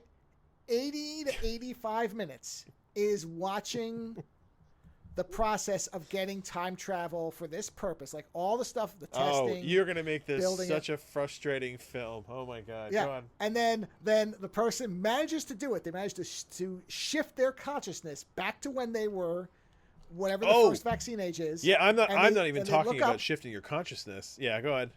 Yeah, they look up and they say, "Mom, please, I'm begging you, don't vaccinate me." And there's a minute left in the movie, and the mom says, "No, what are you, crazy? Give him the shot." And then the movie ends. That's my movie. Whereas I'm talking about adult you going back and confronting your parents and being like, "Don't vaccinate that child. That's me. I'm that child from the future. Don't vaccinate him." And they don't vaccinate you, and then the older you blinks out of existence because you've died of a disease you were vaccinated against. That wouldn't work for my particular family because my mother worked in a medical. She was like a medical. Believe it or not, Pepsi had like a whole medical division for their executives. So my mother knows better. So my mother would slap me in the face and say, "Go back to the future. You're lucky I'm letting you go back." It's a great ending of the movie. Get the fuck out of here. Go back to the future. Get the fuck back to the future, you moron. Yeah, I'm sorry. I got to err on the side of science here, guys. I was like, don't be wrong. I'm not saying that every scientist is right, and you can always sway numbers. But the whole idea of science is that you have these experiments that are replicatable, so that we can confirm that what you did is right, and that those are the limitations, and then we work on that until they're proven wrong. One of the most frustrating misunderstandings of science is that anything is permanently proven as one thing or another. It only is until somebody can demonstrate that it isn't repeatably. You have to be able to show that it's not just a one-off. And that goes both ways. Saying I've solved cold fusion because I got it to work once, they don't accept that. Conversely, no, you got to make it saying so it always that works. I found one case where a kid got autism because he got a flu shot. I'm sorry, that's not enough. You have to be able to repeat it, or even if you found 100 cases. But if you can't show how it happened and that it's demonstrably the same thing, and listen, it doesn't matter. Here's the thing: vaccines, do they have side effects? Yes. So does Tylenol. Sure. I was trying to explain this to my mother the other day that like Tylenol and Advil have side effects, and like nobody really says anything because it's a low. If the wrong person eats them. Well, I know, but I'm saying, but just in the realm of like not things from nature that'll kill you, because you know what, snakes have a hell of a side effect to biting you. If you're sticking with nature here, but like in the realm of like created medicines that are everyday, like Advil, Tylenol, these are everyday painkillers, and we take them. Some people take them in great excess, not thinking about the fact that they can have side effects. Everything can have side effects. Of course. The idea is that the chance of something happening versus you getting this other disease is negligible. Saying, and it's like, and I can say that because I continue to get vaccines, and I've gotten my kids vaccines. And you know what? Listen, I'll come right out. I was very on the fence about the HPV vaccine because when that thing first came out, there was some very scary shit about that vaccine. And I was waiting for it to be tested, and I waited and waited till it felt like they got that thing straightened out. Because I was nervous about it. I'm always nervous. And I was nervous about the COVID vaccine because they rolled that shit out as quick as they did. But it's the whole, you sit there and you wait for a while, you watch other people take it, and you go, okay, you know what? The dangers are negligible. Right. One thing versus the other. It's like... Also, I listen to my doctor. Yeah. Because they know my physiology, not some guy on YouTube. Oh, and you know what? This is an area where I do have a problem, though, which is that I like my doctor now. But I think you do have to, if you're going to argue with your doctor, do your reading, because I don't think that doctors are infallible, but most of the time they are more well-read on the topic. Yes. But there are times where you can come to your doctor and say, hey, I've read everything on this. I've read the medical texts on this. Help me. Yeah, I don't think you should be unwilling to ask questions. I think a lot of people, unfortunately, are. They think it's a bad idea to ask their doctor questions. Oh, no. I ask a ton of questions. That's my problem is I want to know. I want to know. If you tell me to do something, tell me why. How does it work? Yeah. I mean, it's just like anything else. If you ask a question and you don't get an answer that seems right to you, then you have to start thinking a little bit better. Well, in all things in your life, you have to be the biggest advocate for yourself. And that goes to everything. Also, education, but medicine, be your own advocate. in particular with a doctor, if what the doctor's saying doesn't seem to be making sense to you, or if something seems off about Get a second opinion. I was just going to say, this is why second opinions exist. So yeah, I'm get not a second saying opinion. Get a blindly third trust your opinion if you doctor, want. But I'm going to tell you this. But if you should be defaulting to if your physician is a good one and you're happy with them. Let's put that in front. Assuming you're happy with your doctor. I will always default to my doctor as opposed to Facebook, YouTube, Reddit, a random website. That's what I'm saying. Is all these people just lost their minds saying, "Oh, I saw the YouTube internet. video. This guy the internet is for not an the hour," place, and I'm like, when I want to read up on a topic, I go and I find the actual like medical journal articles, and even then, I'm not an expert. It's just I want more information to have the discussion. I had this horrible doctor when I first moved down here. I've never hated a doctor so much that after like 2 visits, I was like, fuck this guy. Because normally I like most of my doctors I've had in my life have been pretty good. They're often tired and overworked and they're trying, right? And that's the thing is that most doctors are trying, at least in my experience. Also, but I had this doctor doctors are overworked and tired, I'm sure too. Yeah, exactly. But I had this doctor when I moved down here. And I think I don't know what he thought about me. But he did this thing that whenever I didn't want to do something, rather than explain it to me, he would basically whip out his laptop and start showing me the worst case scenario photos of like so like, for example, I was overdue for my my tetanus shot, right? And I was like, okay, I'm not doing that today. I don't feel like getting the tetanus shot today. I was like, I'll do it like next time. And he was like, okay. And then he got his laptop out and he started showing me horrible photos of what happens if you get tetanus. Right? And I was just like, really? And at first I was like, okay, does this guy feel very passionately about tetanus? I didn't do it because honestly, I have such an issue with authority. That tactic is like the best way to get me to not do it. And I know that about myself. I told you that life essentially did that to me, right? Not the doctor. I was overdue. I had a notice on my phone. I'm like, I don't feel like it. And then I'm like, it's probably not a big deal. And the day after I got that alert and thought that, I cut my hand on a goddamn staple on a package that was mailed to me. I'm like, oh, fuck. Oh, jeez. I read yeah, and that's the thing. It's not that I didn't want to get it. It was a galvanized staple, man. You were fine. It wasn't a rusty nail. And I'm like, but that was like... I wasn't...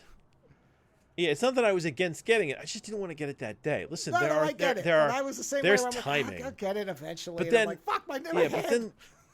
But then down the road, something happened, and I had to go to the doctor again.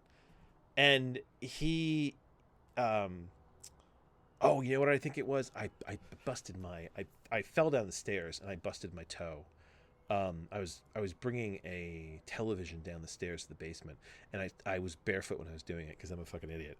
And I put my foot on the step going down, and I slipped, and I basically, like, my big toe folded back on my foot. Right? Ouch. Like, way beyond where it was supposed to. And I sprained it. Sure. And it hurt a lot. And I thought, you know what? I should go to the doctor and have him just take a look at this to make sure that I haven't broken anything. Right? That was really all I wanted to know. Right? And I went to this guy. This is before I decided that he had to fucking go. And I went to him, and he looked at my foot. He didn't even touch it. He just looked at it, and he was like, oh. He's like, and I can't remember what it was, but he was like, you got this. And I was like, I fell down the stairs. He goes, yeah, you got this. And it was like some other complete, like, it was like some medical, like, not even viral, it was like fucking gout or something like that, right? And I was like, no, dude, I fell down the stairs. I was like, I saw my toe. He's like, no. He's like, it's this. He's like, and I'm going to give you some medication. And then he went and he pulled his laptop on and he started showing me pictures. And he was like, yeah, it looks like this. You see, if you don't take care of it, it's going to look like this. So here's your medication. And I'm like, but I fell down the stairs. I was like, isn't it possible? And he was like, no, that's this. And he just shooed me out of his office. And I was so irritated that I was like, you know what? I'm going to go to urgent care. I'm going to do a compare and comparison. Or no, what do they call it? A compare and... Compare and contrast. God, my brain just flipped. Compare and contrast. I'm going to do a compare and contrast on this fucker. And I went to urgent care, and I walked in, and I sat down, and the guy's like, what happened? And I was like, I fell down the stairs and my toe did this. He came over. He moved it around a little bit. He was like, you know what? Let's get an x-ray. Got an x-ray. And he was like, yeah, you sprained it. Yeah, have some ice and have some Aleve and try to stay off it for a couple days and you're good. And I was like, Jesus Christ. I was like, the utter difference between these two doctors. And I was like, fuck it. I'm not going back to that guy anymore. I was like, because he had, with just looking at me, he had decided that I had some kind of disease and that I had to, and gave me a medicine that had nothing to do with it. And it's shit like that. That it's like, you got to be your own best advocate, because every now and then you're going to get a really bad doctor who just doesn't give a shit. And there's a lot of good ones out there. But yeah, and accepting the fact also, I know I don't know everything, but I also knew that I had fallen down the stairs. And, this goes back to that whole, are there facts of the situation? Yes, there was a fact. I fell down the stairs. I watched my toe bend backwards. I knew it was fucked up. I just wanted to make sure it wasn't broken. It's that kind of thing. So, yeah. Anyway. Yeah. I think you had something to talk about. I do. Yeah, I do. I think a while ago I somewhat teased that I was reading the angriest book I'd ever read. And, that's a good follow-up. And I was only maybe halfway through it at that point. But the book, the title of the book is Those Beyond the Wall. The author's name, I don't know how I'm supposed to pronounce this. Oh, wait, isn't it that how do I pronounce thing? Hold on. The last name is fairly easy. Johnson. That's easy. How do you pronounce... Hold on. Let's see. There is a website for that. How to pronounce. Hold on. It's called Those Beyond the Wall. Those Beyond the Wall by... Hold on. Oh, yeah. That's an interesting first name. Yeah, hold on. I'm waiting to hear it. Micaiah? Hold on. Micaiah. Okay. Yeah. Micaiah was close. Yeah. Yeah. Not very close. So, yeah, Micaiah Johnson. Incidentally, as a very, very sub-aside, I actually talked about this book. Okay. If you are a member of the Club Twit community, I was on that, the book club show they do. I'm basically on almost every one that they do. I'll pop up for 5 or 6 minutes. And I talked about it there. So if you want to see me talking about this book, you can see me doing it there. You are such an adorable media whore, I swear. I really am. I really am. It's adorable, that you get around as much as you do. Well, you know what? I was listening, as a sub-aside, I was listening to the most recent, again, Patreon-only video that a YouTube individual named Grimbeard puts out. That guy's videos are outstanding. I keep meaning to tell you to watch them, because there is an artistry to the way that guy does his comedy. Grimbeard? Grimbeard, yeah. He is a hardcore goth. His whole channel's like Goth Gamer Nation, which that doesn't matter to me at all. Although it is adorable that he keys in on, goth characters. No, dude, listen, it's I love goth. It's adorable. Well, like I said, my daughter recently got very goth, and I was like, cool, this is fun. And this guy has a style of comedy that works very specifically, but it's very good. And he did a video about David Lynch, like a 2-hour video about him. And at one point he says, I can't talk to people. He's like, I've tried a public speaking course. It just made me anxious and miserable. I don't want to engage with people unless it's specifically about something I'm interested in. That's how I am, is if I find somebody talking about something I'm interested in, then I will talk all day. If not, I want to melt into a wall. And so, yes, I'm a media whore, but it's all about stuff that I actually am interested in. So, yes, in those ways, great. Yeah. So anyway, so the book. This book sounds. The summary for it sounds very by the book, which means that it's either deceptively horrible. Well, okay. So here's the thing about it. Number one, it's a follow-up to another book. Oh, the first book okay. is titled "The Space Between Worlds," which I think she won an award for, but I didn't read it. And that one, by all accounts, is a much more narrative-driven science fiction book about multiverses and that type of thing. Not I'm saying that as bad. I'm just saying it's something that would be more in line with a traditional science fiction novel. This book is about racism, classism, capitalism. and it's barely got a story. The story is there only to make it a book. But and she acknowledges at the beginning that this book was started when the Black Lives Matter movement was blowing up. And she wanted to take her kind of reactions to that and transmit it into a book. Yeah. And I guess her editor said, "It is astonishing how you have kept your anger from destroying this book, because it's there, but it has not annihilated the book." And that is very clear that this book is so angry with reason at things that happen to people whose skin is not light. That is the whole point of the book, is to keep emphasizing that you keep doing this, and at some point there's going to be blood everywhere.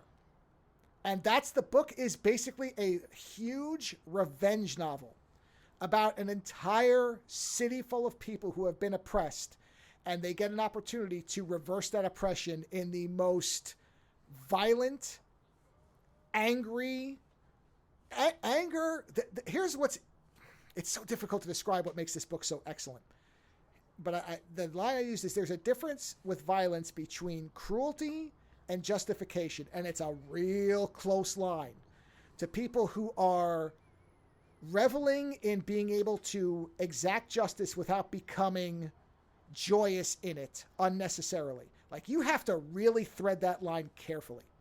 And this book manages it, because there's multiple points where, when horrifically violent retribution is being exacted, the author is very careful to make sure that the characters do not become enraptured in it, that they don't suddenly become celebratory in being able to just enact pain. That what this is this is returning generational pain back on somebody else who has had every opportunity to avoid it and has simply spit in their faces. And there's finally a point where it's like, okay, if we don't respond, everybody in our city dies. And that is the line. And that's it. You've done enough, and now it's coming back. Literally, the main character drives a monster truck of blood where she's just running over people. And she's just had her teeth and nails filed so she can slash, because they talk about how, because there's two towns, there's Ashtown and Wiley City. Ashtown, it's essentially apartheid. I mean, it's really what it is. Wiley City is where the rich, white, light-skinned people live in decadence and with a literal wall around their city. That's why it's those beyond the wall. And everybody in Ashtown, there's like this truce between them, which I don't know all the details of it, because a lot of people complain, I don't understand. I guess the first book must. I don't need any of that. It's very clear what's going on in this book. The first book is not connected to this. No, it is. The main the character, the traveler, is in this book, and everybody talks about the stuff she did. And so a lot of people are like, I don't understand. Why does everybody know who this character is? Well, she was in the first book, but it doesn't matter. I don't feel like I need to read the first book. I really don't. I got everything I needed in this book. And there is such beautiful writing at times that is heartbreakingly good writing, because the main character, there's a lot of the power of a story is more important than the truth of it, which kind of loops back to the stuff we started with. Yeah. Where they're talking about how there are times where you have to have the story supersede the details. As long as they believe what it takes to give them the impetus to keep going, that's the story you have to tell them. So this main character is regarded in all these different ways, and she's fine with it, because all those different stories and all those different ways keep her able to keep doing what she's doing. And in some ways, she's lying to herself, because she needs to be driven by that as well. So it's there, and there's a lot of it. There's things where they're getting into the idea that, and again, it is sort of a liberal fantasy, if you want to look at it that way, because gender doesn't matter. Sexual relationships are very fluid and open and whatever. They don't condemn. There's a character who is a runner. Runners are basically these enforcers for the emperor. There's a whole part where all the runners are in a room and the emperor's running around them with his like sharpened nails, and he'll cut anybody who's like broken a rule. So you know if you fucked up because he cuts you. And it's just how badly you're injured tells you how severe your mistake was. And then there's like a poison that makes you tell the truth. And if you lie, it doesn't just reveal it. It makes you feel like your insides are being blowtorched. It's like that there's that where everything is very severe. So it's because very dark. It's dark fantasy to a degree. oh, it's hardcore dark fantasy. I mean, Okay. it's yeah, it is. So this isn't even remotely connected to the real world. Oh no. Well, okay, yes and no. Is it magical or is it scientific? The environment. The only magic parts are the multiverse stuff, and it's so background. Okay, so it is science fiction, not fantasy. It is science fiction, yes. Okay. There is no magic. No. I can't think of anything that would be considered magical. Everything would either be science-based, because the only real, and even that stuff, anything that wouldn't be grounded in the real world is... So she, the main character, Scales, is put on a case. Yes. I want to start. I'm trying to have a sense of this. So yeah, she's okay. put on a case. Yeah. So here's the technical story. A bunch of people get turned inside out violently, and they're trying to figure out why. Literally, their bodies get reversed, and they die. And nobody knows why, but they very quickly figure out that it must be from a multiverse, like another world is trying to cross over, and the only way they can do that is because two bodies can't occupy the same space. This isn't even at the same time. This is just the same space. If one of them comes here, you blow up. If you exist there. If you don't, you're fine. But if you have a counterpart that's alive, and that counterpart tries to come over, or either way, then the person on the side that's being crossed into reverses their polarity and blows up inside out. And so that's the thing they're trying to solve, right? Okay. And what they figure out is this an entire city of this other world is trying to cross over, and if they do that, then millions will die. And they basically goes to Wiley City and says, we have found a way to shield people. We found there's this goo in a cave that essentially it shields you from the reversal explosion. I guess you could call that magical, because when you go into it, you can see the different multiverses. But is that magic or is that science? I don't know. I mean, they're flirting. They're flirting with it. Yeah, well. Yeah. But it's presented as a physical substance, not just I'm psychic to the future. It's you have to go into this stuff to be able to do it. And if you're in the vicinity of it, or it's diffused into the atmosphere, which is the idea they come up with, they can do that in the city because the wall gives them a dome. They have a dome where they're everybody in Ashtown is out in the hellish desert and suffering. Everybody. So they only want to protect. They only want to protect Wiley. What the deal they make is we know how to put this into your atmosphere, because there's like 2 days before they're coming over. We know how to do it. The deal is you let us in, so we're under the dome. And what of course happens is the other city decides not to, because they won't let him in. and I mean, it's totally set up as the cops shooting black people. That's what it is. Like you're not allowed into our gated community. Exactly. They're like, do you have a day pass? Oh, you don't have a day pass? Then you can't come in. They're like laughing at them. And they knew that was going to happen, and so they go to war. They're like, all right, we're going to kill everybody then, and they just drive into the city. 2 days, but they've got 2 days, basically, right? Well, this is right. This is at the day they arrive, as the deal was supposed to be stipulated. And then, they're basically denied entry. So at that point, they're like, nope, we're coming in. And then it's a bloodbath after that. And what they have to do is they have to set up a narrative so that both cities will accept the events that went on without blaming each other. And so for Ashtown, they have to they basically murder. She murders a man she's in love with, who is like he's the prettiest runner. Both sides love him because he's just like a Fabio type. Like he's light-skinned and beautiful. He's just this gorgeous man that even those who don't really like the darker-skinned people admit, well, he's light enough and he's pretty, so we'll let it go. It's one of those kind of things. And so they say that the cops, because there's video of the cops beating him, but he was going to survive. And when she went into this pool, Scales, she saw that the only way it works is if he dies. So she kills him. She gives him the truth serum and says, tell me you love me. And when he says, I love you, he fucking dies horribly. Oh, yeah. Because she knows. Because she says, I'm not good enough looking for somebody like him. I was never going to be the pretty one.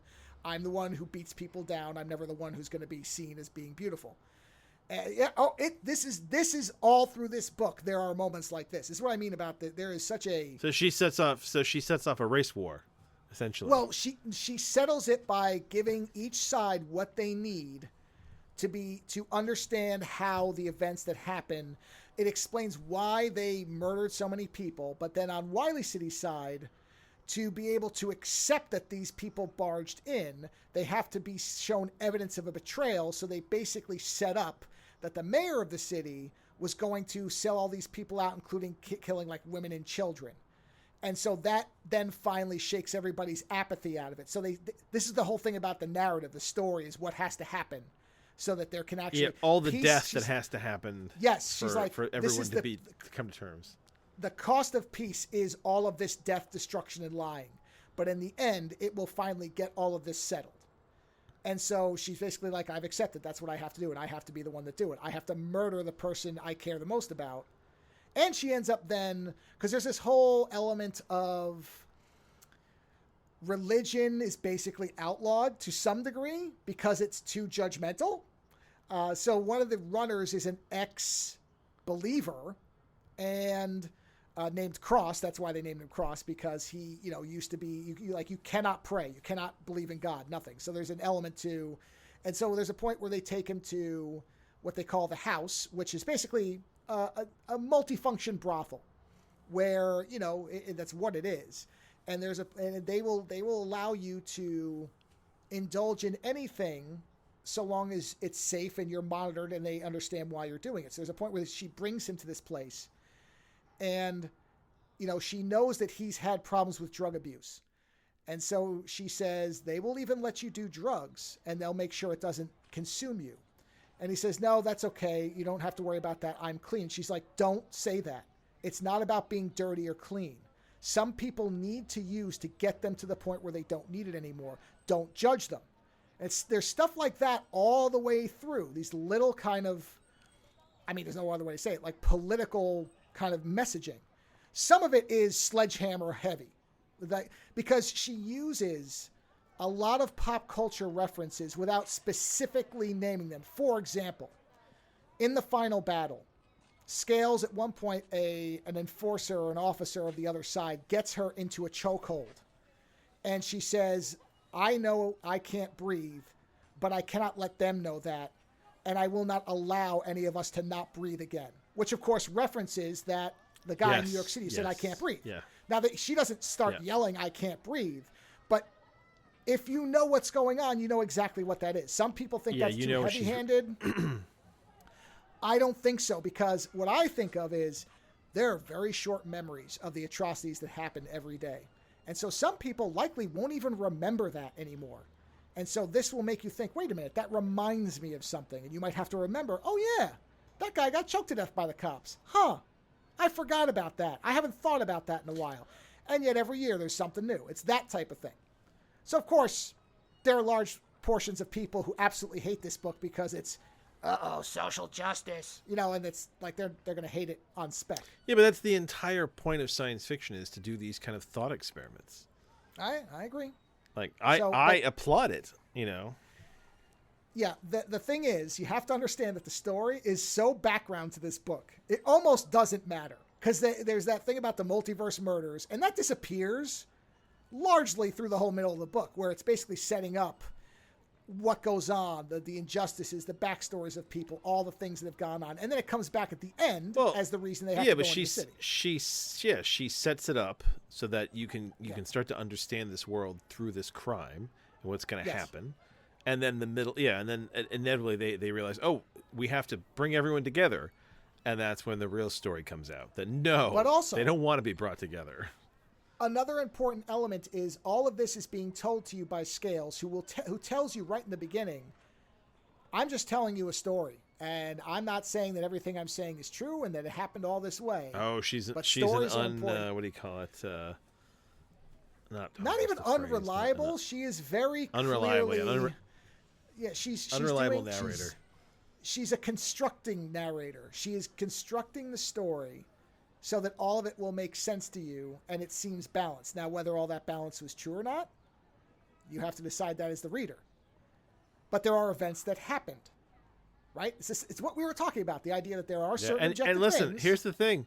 Fiction is dangerous because fiction has the ability to, through situations that are not normal, change your mind. And she that's also why, multiple times says, know, I'm not a good person. So understand, she says something, there's something she says about... I don't know why, but this reminds me, not story-wise, but this character reminds me of the character from God's War. Oh, yeah. Yeah, I can see that connection. What was her Absolutely. name? What was her name in God's War? I don't remember, but this character is even more so. But It's there's like, a but that point like where, really kind of mean, but like, hard.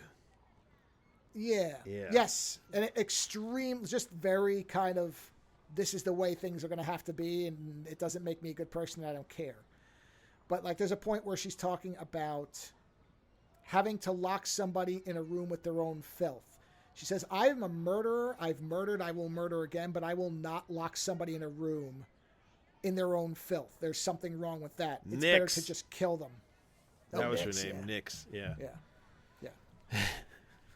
So I thought it was excellent. It stuck with me. I stopped reading it. I really was kind of thinking about it for a little while after I read it because... Well, this is like the Doctorow so stuff different. I read. You start to read it and you're like, holy shit, this is heavy. And then you are compelled to read more to understand what's going on and how it gets put together, Yeah, ironically, I jumped straight to Ubik after this because I'm like, for some reason, Philip K. Dick will settle this taste out of my mouth. God, I need something that's just completely nebulous. Oh, Jesus Christ. You have a very different constitution from me, sir. Yeah, that's my palate cleanser. I just need to read some Philip K. Dick. Yeah. Jesus Christ. Yeah. That's like, for me, that's like going from the deep end to the ocean.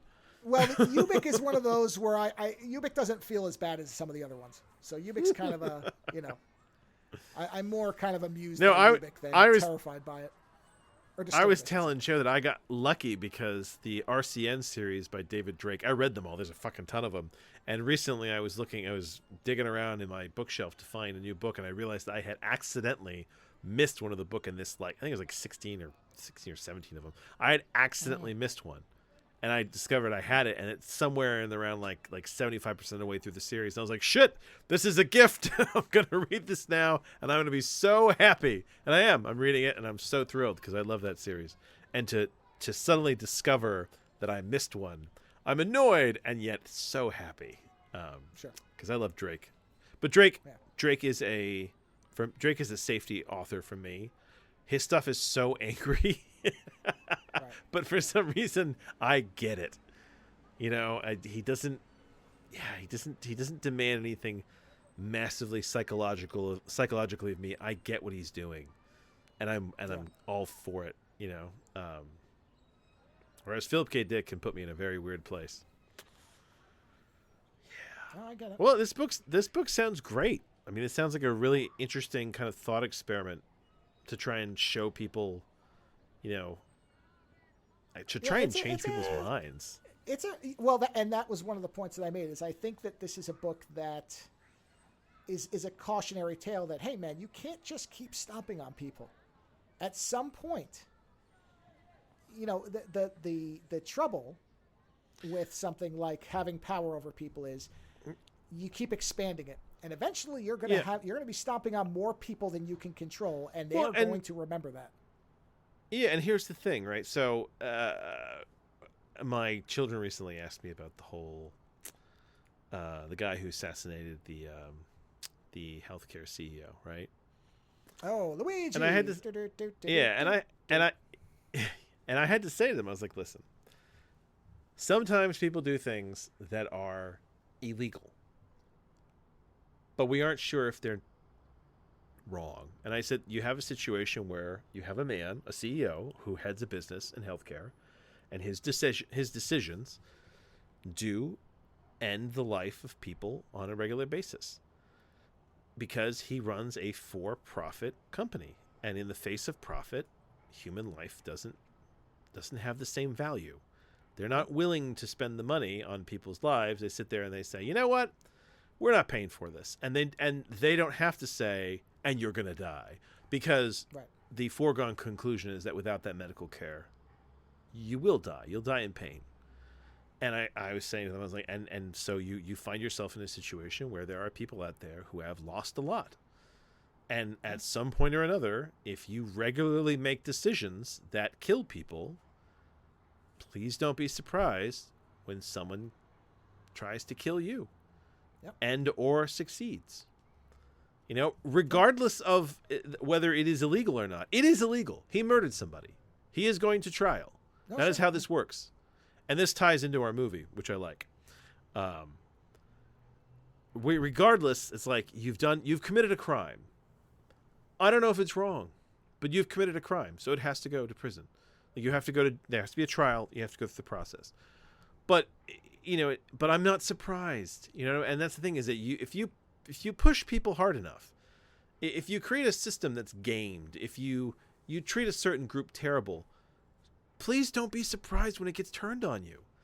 Like the audacity of being surprised. The fact that anybody at all was like, I can't believe he shot that CEO. I'm like, why? It makes perfect sense. It's like, I'm surprised. I think it was, I think Cory Doctorow. More often. Well, yeah, Cory Doctorow in an interview when they were talking to him about his whole story that was about people killing people who worked in the healthcare industry. He said that what baffled him was that in a country where people are so willing to shoot each other over all kinds of things, like, oh my God, you cut me off on the highway, I'm going to shoot you, not thinking about the grander escalation of it, he's amazed that these same people haven't started shooting at these healthcare companies that deny them service and deny them medication and leave them to die very often in pain. It's like, well, why aren't you taking up arms against these folk? And like, he was very baffled by that. And it's like, yeah, because it is kind of a baffling equation. It's like, you want to shoot trans people for using the as you put it, the wrong bathroom, right? And it's like, well, but you don't want to shoot at these healthcare CEOs that are basically making money off of denying people left and right. And they are, because they came out and they basically said they have a machine learning system that, does it say no to 90%? And then you have to like pursue, you have to just keep applying and pursue. And like, they have designed their system to be as difficult as possible so that they discourage you so that you will not pursue it. Right? To try and basically like break down the weak. And it's like, yeah, you read that stuff and you go, I'm kind of surprised more people aren't shooting healthcare CEOs, to be honest with you. Right. And I disagree with, was it Bill Maher said something? He was like, oh, you're shooting the wrong people. I'm like, I don't think they are. I think the reality is that very often we have magical thinking. And in magical thinking, I think he wanted to. I think he was saying they shouldn't shoot anybody because they'd have to start shooting everybody. I think is really kind of what his argument was. Okay. And the thing is, I do think that we prescribe to magical thinking. Where like, well, I'm going to kill this CEO. I'm going to kill the evil wizard. I'm going to kill the evil emperor, and it will make things better, right? And you're like, that's not enough. And that's the thing is that one guy killing one CEO doesn't change the system. No. Right. But a lot of people shooting a lot of CEOs. That might change shit. And my theory on how to make a good political person, right? I've told you what my theory is. I don't think you've ever said it on the show, though. Have you? Okay, so so a while back I was saying, how do you I'm trying to do this in such a way where I don't get a call from like the Secret Service. This is like very delicate, right? So if I were writing a story, right? A totally fictional story. This is hold on, stop. Yeah. The following is a purely hypothetical situation entirely constructed as the premise for a movie / TV show / book. And in no way reflects any actual views on reality. Go on. Yeah, so you have a city with a mayor, and this city has a very corrupt mayor. Very, very corrupt. And people constantly want this position because they can make a lot of money being a corrupt mayor, right? And so what you do is you find a way to assassinate this mayor and get away with it, right? Shoot them, blow them up, poison them, doesn't matter. And you don't need to take credit either. This isn't about who did it. This is just about assassinating them, right? And then the next guy or woman or whoever gets the position. And regardless, you kill them too. In fact, you kill every single one for as long as possible. You kill them till you're fucking tired of doing it. 20, 30 of them. And the idea is that eventually you will get to a point where nobody wants that fucking job. Because if you get it, it's tantamount to death. And then, whoever goes for that job is obviously somebody who really thinks that they can make a difference. Because they know that they may likely die in the process. And it's the whole creating a situation where, they always say anybody who wants power doesn't deserve it. You create a situation where somebody is willing enough to die to try to do the right thing by the city. Right? And it's kind of building a sense of impending danger. Because the thing is, like most politicians, mayors, governors, presidents, dictators, they have so much security. They feel like they're untouchable. And I think the idea is that by making these people feel very touchable, it makes it so that suddenly they have to think twice about their decisions. A healthcare CEO doesn't think twice about their situations. They think about, well, I've made more money for the stockholders, and I've made more money for myself. I can't wait for my bonus, right? But it's the whole idea of, well, if your decisions reflected back on you, where suddenly everybody that you left to die then turned around and said, you know what? If I'm going to die, I'm going to take a shot at you. It would make you stop and go, you know what? Maybe I don't need to make so much. Maybe it's okay if I make less as a CEO. And we let more people get life-saving medical care, right? I mean, it goes back to this kind of sense of human decency, right? Especially, and they're doing it all for money. I mean, at the end of the day, that's the worst part of it, is that we are such a barbaric species because we let each other die. We kill each other for paper money that actually has no value. Only the value that we prescribe to it. So we have created a symbol, and now we murder each other for that symbol. And it's absolutely barbaric. I mean, if I was an alien species, I wouldn't fucking stop here. If you do, you can fuck with this system easily. I mean, listen, all you got to do is make fake cash better than the system can read it, and you could flood the system with cash, and you could get people to do whatever you want, right? You could buy all the politicians you want. Elon Musk has. So it's this thing where it's like, it is so barbaric. And I think that only by creating a true death, a danger, do you make it so that suddenly the money doesn't matter. Because here's the thing. Money's great till you're dead. You can't take it with you. You're dead. Nothing matters anymore. That's the factual truth of it. You're dead. And it does seem extreme, but I do feel like we're in a situation where we as a culture have extreme problems. And I don't think that there's repercussions anymore. I don't think that we live in a time when, it's the whole, the science of global warming.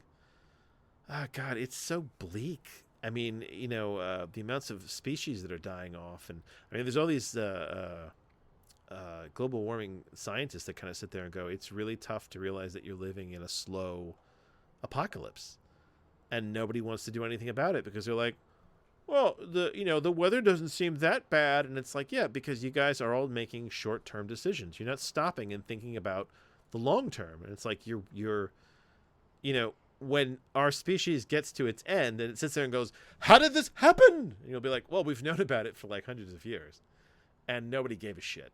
And now we're gone. And maybe that's how every species, advanced intelligent species, wipes itself out, where you just have too many generations of people or creatures not thinking about the long game, and that's why, man, we could really use vampires. Any immortal species we could use in this land, because the idea of having any kind of long-lived species that could manipulate human beings would probably be helpful at this point. Because, I mean, the only way you care about the long term of this planet is if you're going to be here. And the situation is that with all of us short-lived monkey people, we're sitting there going, well, I'm not going to be here anyways. It doesn't matter. Ha ha ha. Look at all this money I got. So yeah, my theory for this story idea is that, if you actually made a position dangerous, then maybe only people who really wanted to do good would take it. Because anybody who just wanted to make the money wouldn't take it. They'd say, shit, everyone who's taken this job is dead. There's easier ways to make money. I mean, I am surprised that more CEOs or more CEOs in general don't get targeted. It just seems like a crowd that is rife for extermination. And I'm not saying that I want to extort them necessarily. I'm just saying that, it's all about where people derive anger and frustration, like where they target. And, I am so baffled that people are like, I'm so angry with the world. I'm going to go shoot a school up and kill kids. And you're like, really? Like, that's where you think you should go with your guns? I was like, to the school? Is that because you're a fucking coward and you need to shoot at people who are incapable of protecting themselves from you? Is that really what it is? I was like, because if you're really angry with the world, well, listen, corporate America is the place to go. They don't give a shit about you. Yeah. But they have security. And it's just, I mean, that's really and it's just so it's so sick. Yep. So yeah, so that was my theory. It's like I've always joked around that if you took everyone's security away, they'd make very different decisions. Honestly, listen, if you had to, do I agree with that? If you had to depend on the American public to protect you, oh, yeah. I mean, could you imagine the kinds of decisions a politician would make? And then it would become a gamble of how centrist can you be? What decisions can you make to get the most amount of people to not want to kill you? Oh man, isn't that a short story idea? In a future where politicians have no security and they're desperate for protection by volunteer protection by the public. Yep. Oh yeah. So So it's the that was my theory. But this does tie into our movie review, which I will let Joe. Yes, when you said murder, murder is murder. Yeah. Murder is a crime, regardless. I'm trying to remember when I reviewed this movie. Hold on, let's see. I reviewed this movie. Oh boy, that's a while ago. Oh wow, so 5 years ago, almost 5 years ago. So in May of 2020. Was it really that long? Yeah. Yes, I know, right? Yes. You're making me feel old, man. Don't tell me about it. Anyway, yeah. So I reviewed a Hong Kong action film titled "Righting Wrongs" back in 2020, which at the time my focus, I was just eating up Cynthia Rothrock films because a lot of them have been getting great releases. Oh my God, that's a phrase right there. Eating up Cynthia Rothrock. Yeah. Oh, if only. But yeah, so I just was going through them, and I think at the time, I didn't re-listen to it, but I think at the time I was mostly focused on the stunts and the action sequence of it. And I have not watched it since. It's one of those where every time I go to watch that, I watch Yes, Madam instead because Michelle Yeoh's in it. And so I'm like, I want to watch two women kicking ass as opposed to one woman who gets, almost killed, or depending on what cut you watch, killed in the end. And so I haven't watched it since, I think, 2020, I'm pretty sure. And we were looking for a movie to watch. And I asked Lando if he'd seen this one. And to his knowledge, he had. He said what I have said many times as well. If I've seen this, I don't remember. I think I thought I'd seen it, but I wasn't sure. And I hadn't. Yeah. Having seen it now, I did not see it before. Right. So unlike, say, Return of the Living Dead 3, where you remembered it up to a certain point, but then forgot the rest, this one you did not have any recollection of. So if you saw it, it did not stick in the brain. We can always caveat that it's possible you saw parts of it or whatever. That's very possible. But as far as we knew, Lando had never seen it. I said, well, let's watch it because this is an exceptionally great movie. And the thing that I had not thought about... I honestly think that you just wanted a reason to watch it again, and you wanted to watch it with me. Well, number one, I will rewatch anything Cynthia Rothrock's in anytime, no matter what. Even her worst movie I'll watch, as long as it's not... Except for the one where they really treat her like shit. I will not rewatch that one, which I don't remember, and I don't own it, so that's why I don't remember it. Any of the other ones I'd watch for any reason, not even an excuse. But in particular, this one, because it is a movie that starts off strong and keeps going and just has a lot of the things that I enjoy about these films, which is the really wild whipsaw back and forth between serious moments and humor that they're not subtly done, which I think is why it throws Americans a lot of times when they watch these. Is there isn't a lot of subtlety to but if you read a lot of anime and things like that, this humor is there as well. Or I mean, if you just watch these movies, you get used to it. You just get no, used I know to that, but I'm saying culturally, I think this sense of humor is there because you said even like, was it the Metal Gear games have this, where it goes from serious to ridiculous so quickly. Yeah, there's definitely a non-American approaches to filmmaking are often radically different, and that includes how there is no requirement in many films that are not American, and maybe some other countries, but specifically in America, they do this a lot where they feel like they have to handhold you and specifically demarcate the difference between serious and funny. Serious, then funny. And we'll make sure we know that we're changing scenes when this happens in a gradual way so as not to alarm or upset. Whereas one of the things that my wife often points out about like the Schitt's Creek series is it does this very well where it mixes a very serious point in with humor. So even Canadians get it. But again, it throws a lot of people.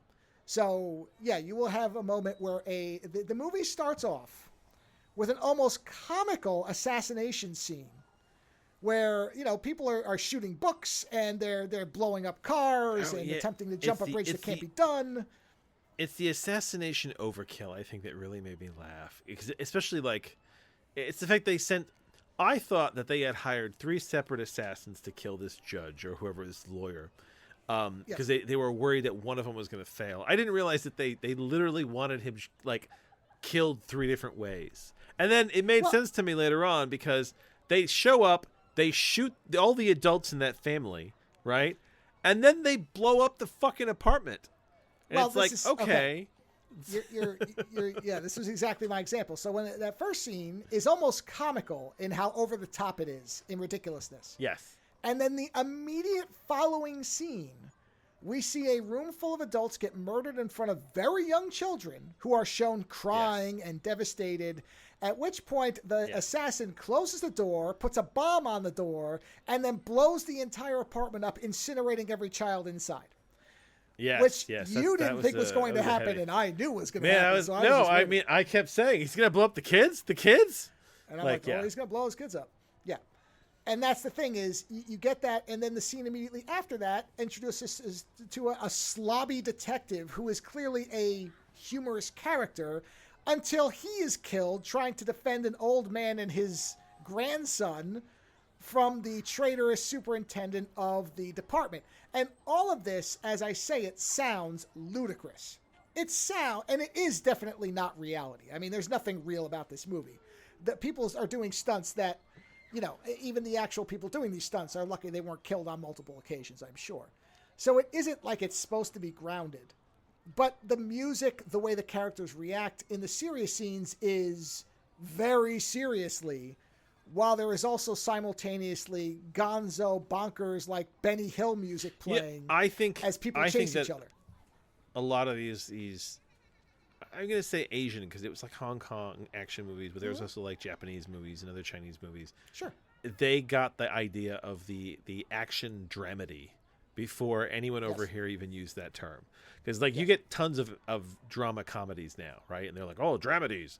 I think they were doing those for decades before that overseas. Well, and as you pointed out, I think maybe in the commentary you brought up Ghost in the Shell and how in that the comic book. You would have a scene where in the comics. In the comics, there would be like a scene where they found out that somebody had kidnapped a bunch of underage kids and were ghost dubbing them. And then right after they, shot the guy 15 times in the face, Aramaki would ride up on a little moped and say, hey, by the way, you forgot to change the oil on one of the Tamagotchis. And it's the Tamagotchis, Tachikomas. And it's a mistake. And it leaked oil all over my best shoes. So I'm going to bill you $30 for my new shoes. And then he rides off and everybody has this ridiculous look on their face. Like, oh, man, we screwed up, Chief. Sorry. Right after they just broke but it's up.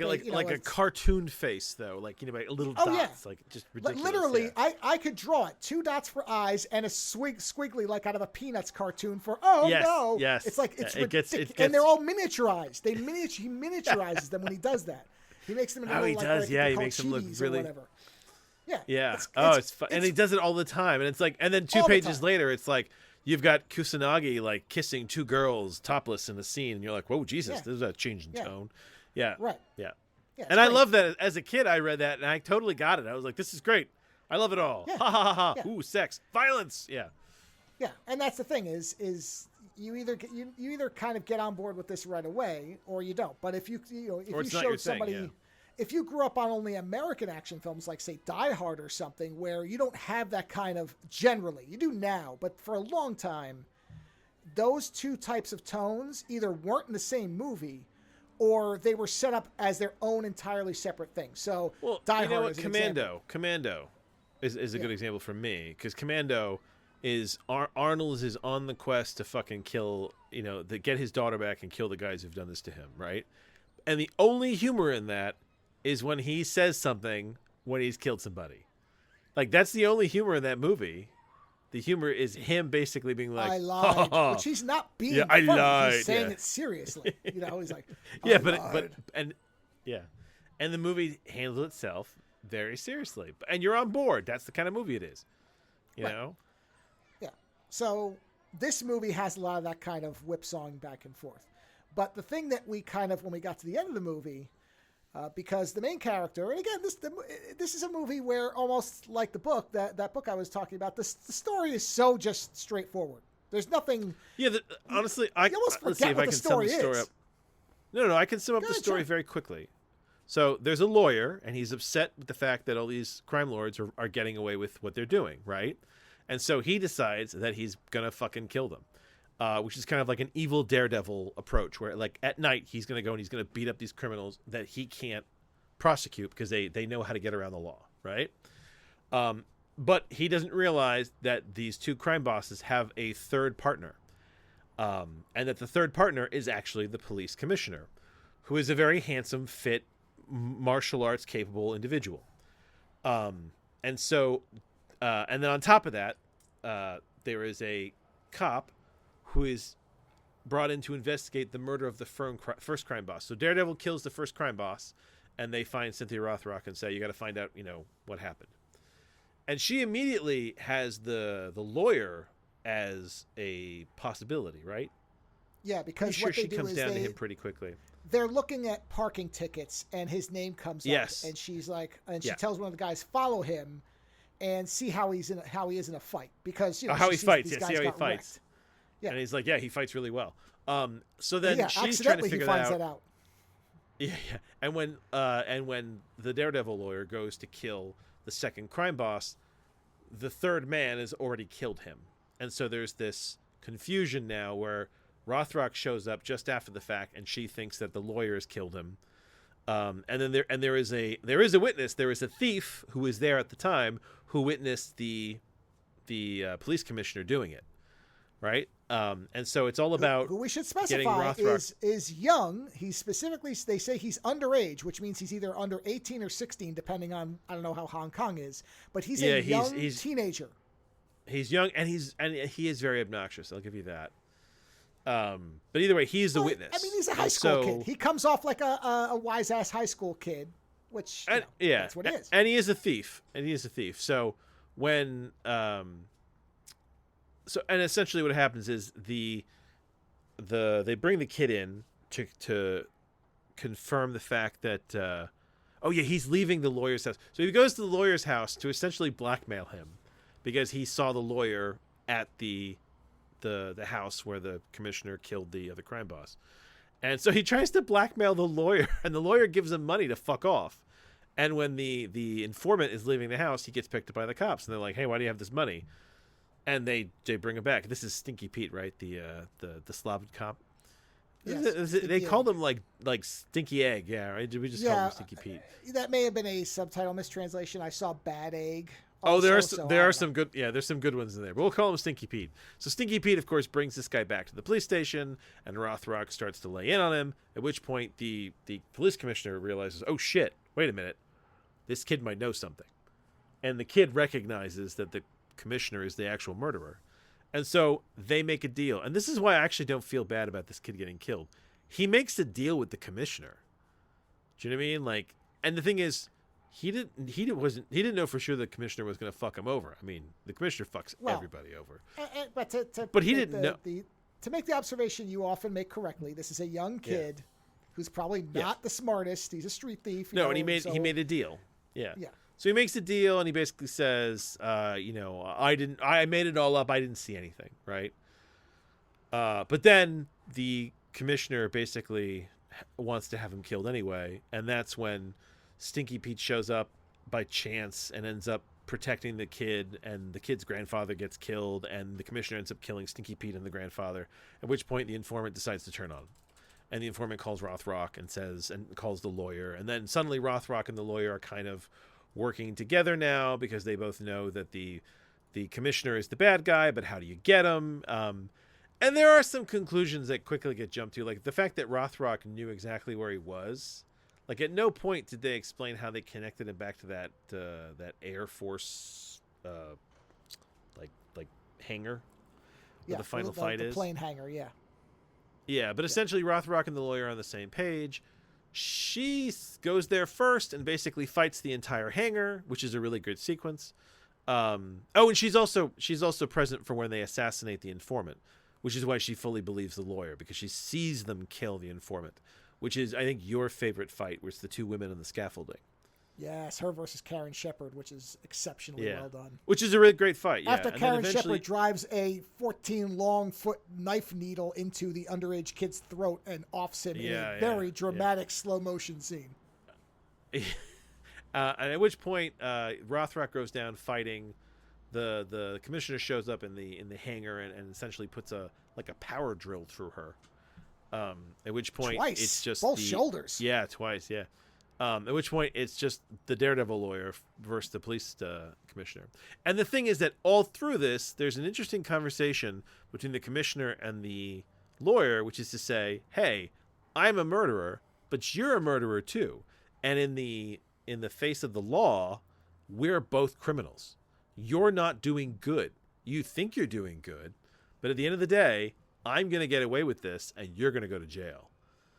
And it's like this interesting sort of thing. And that's exactly what happens, because at the end, he uses an axe on the commissioner and does kill him and then goes to prison for life. I mean, that's the last scene in the movie, is them passing down the sentence. And the movie just ends there, which is like a real bummer of an ending. It's like, oh shit, they not only caught Daredevil, but he's going to prison for life. That's it. You know, and like, how many people did he kill? I'm kind of curious. I think he killed the one crime boss, right? And the commissioner. He shot a bunch of people. Or no, sorry, Cynthia Rothrock shot, but he killed the Rothrock boss in the beginning. Rothrock shot a ton of people. And then he killed the guy with the axe. And did he kill anybody else? He may have only killed two people. He may have only actually no. He people. Blows up all the assassins in the beginning. Oh, yes, that's definitely, that's murder. Yeah, he catches up with them and then he blows them up, yeah. Yeah. Yes. That's a very funny sequence. I thought it even if was it only been one, point. the commissioner's right. The commissioner says, we're both murderers in the eyes of the law. It doesn't matter why. Yeah. And honestly, we're both murderers. This is going to be weird, but there's something very Shakespearean about that. This idea that, because the whole thing with Shakespeare was that Shakespeare could break the rules in the middle. As long as the play was going on, Shakespeare could fuck around with the rules of society. But as long as that, when it ends, everything is restored to where it's supposed to be, he could get away with it.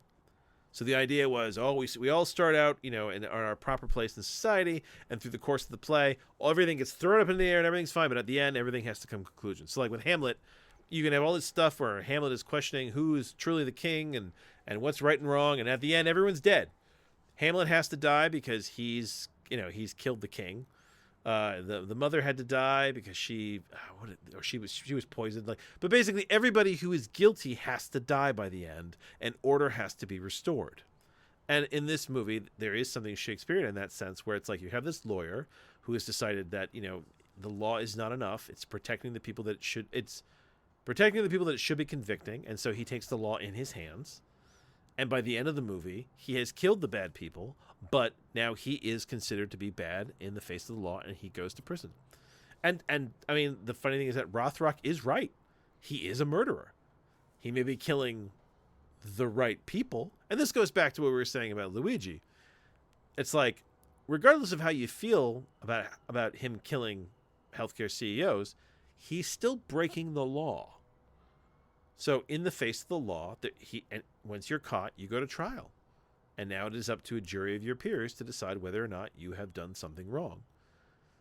Right? And that's the thing. The lawyer in this, at the end, he goes to prison. And what Joe was telling me at the end, that apparently there is a version of this where Rothrock dies, and everybody was like, that's too much of a bummer of an ending. You can't kill her and send him to prison.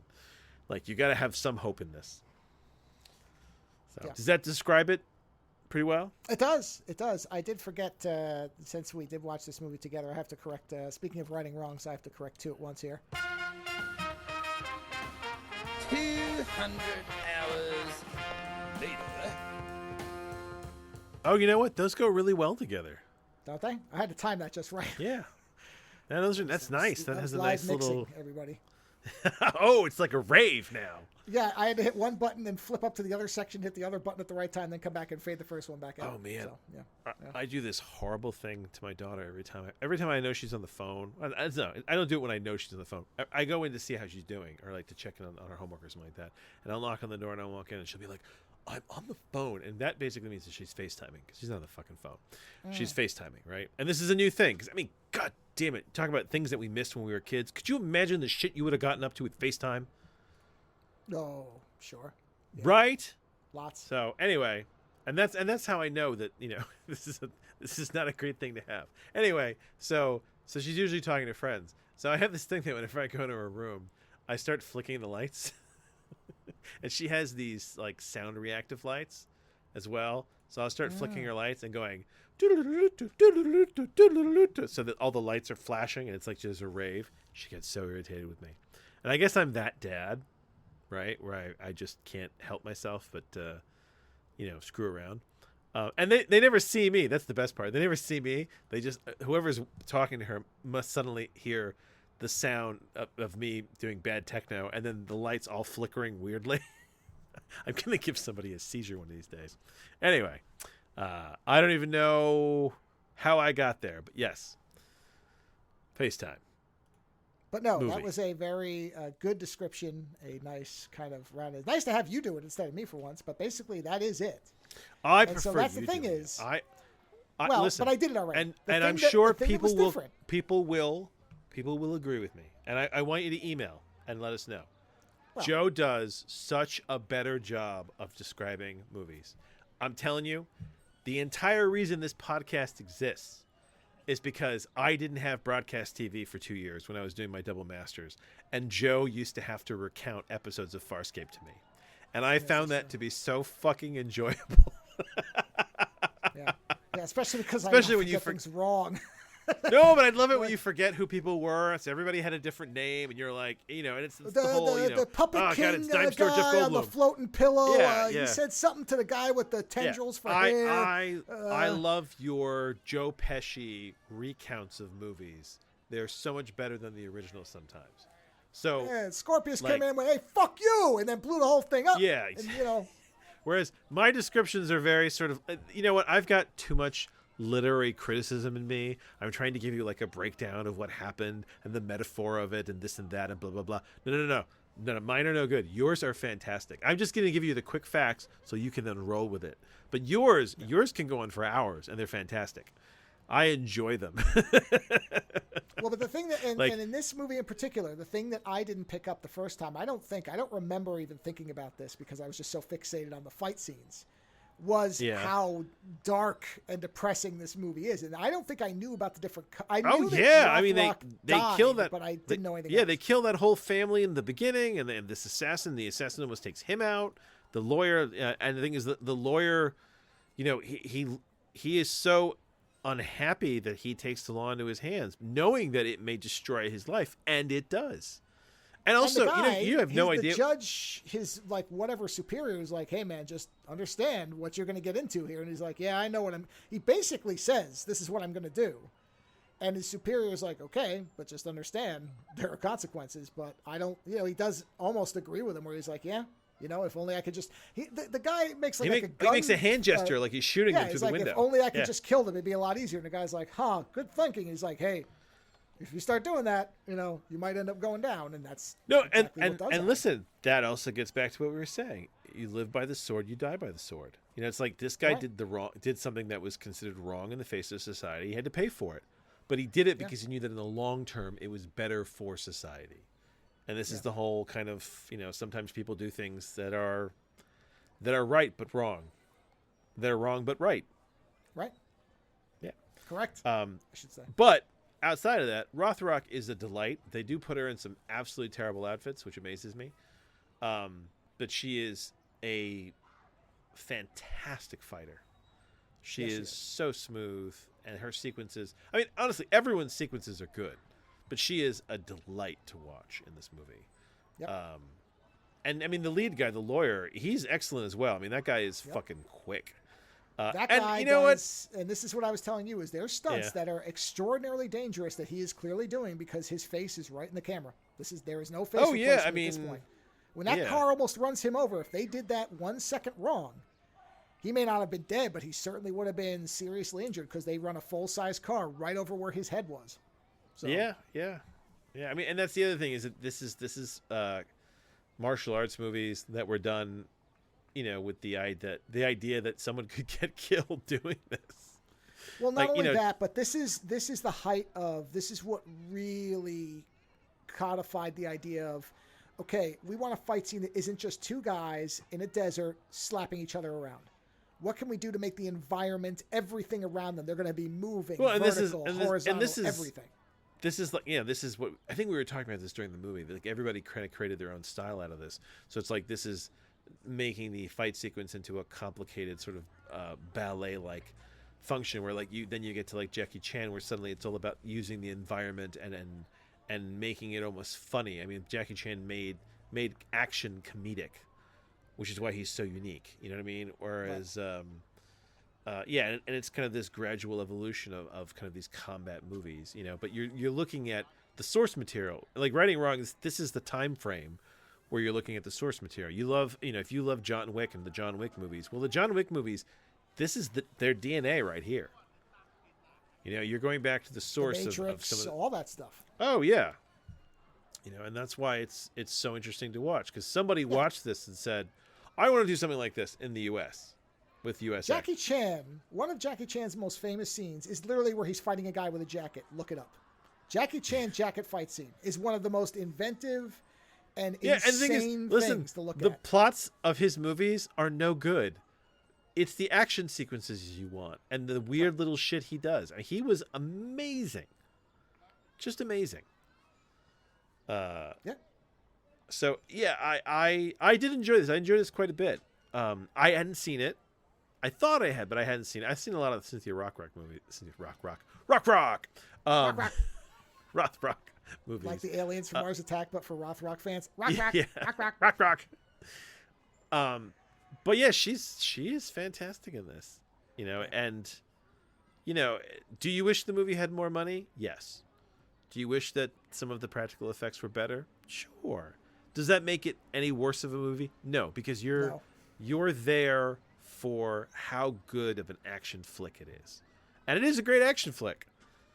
And in this case, I don't think the story is pointless. I think the story is actually quite poignant because it's the idea of like what happens when you take the law in your hand. And in the US, like a movie like this, he'd be a hero at the end. Oh yeah, went above and beyond. Acquitted.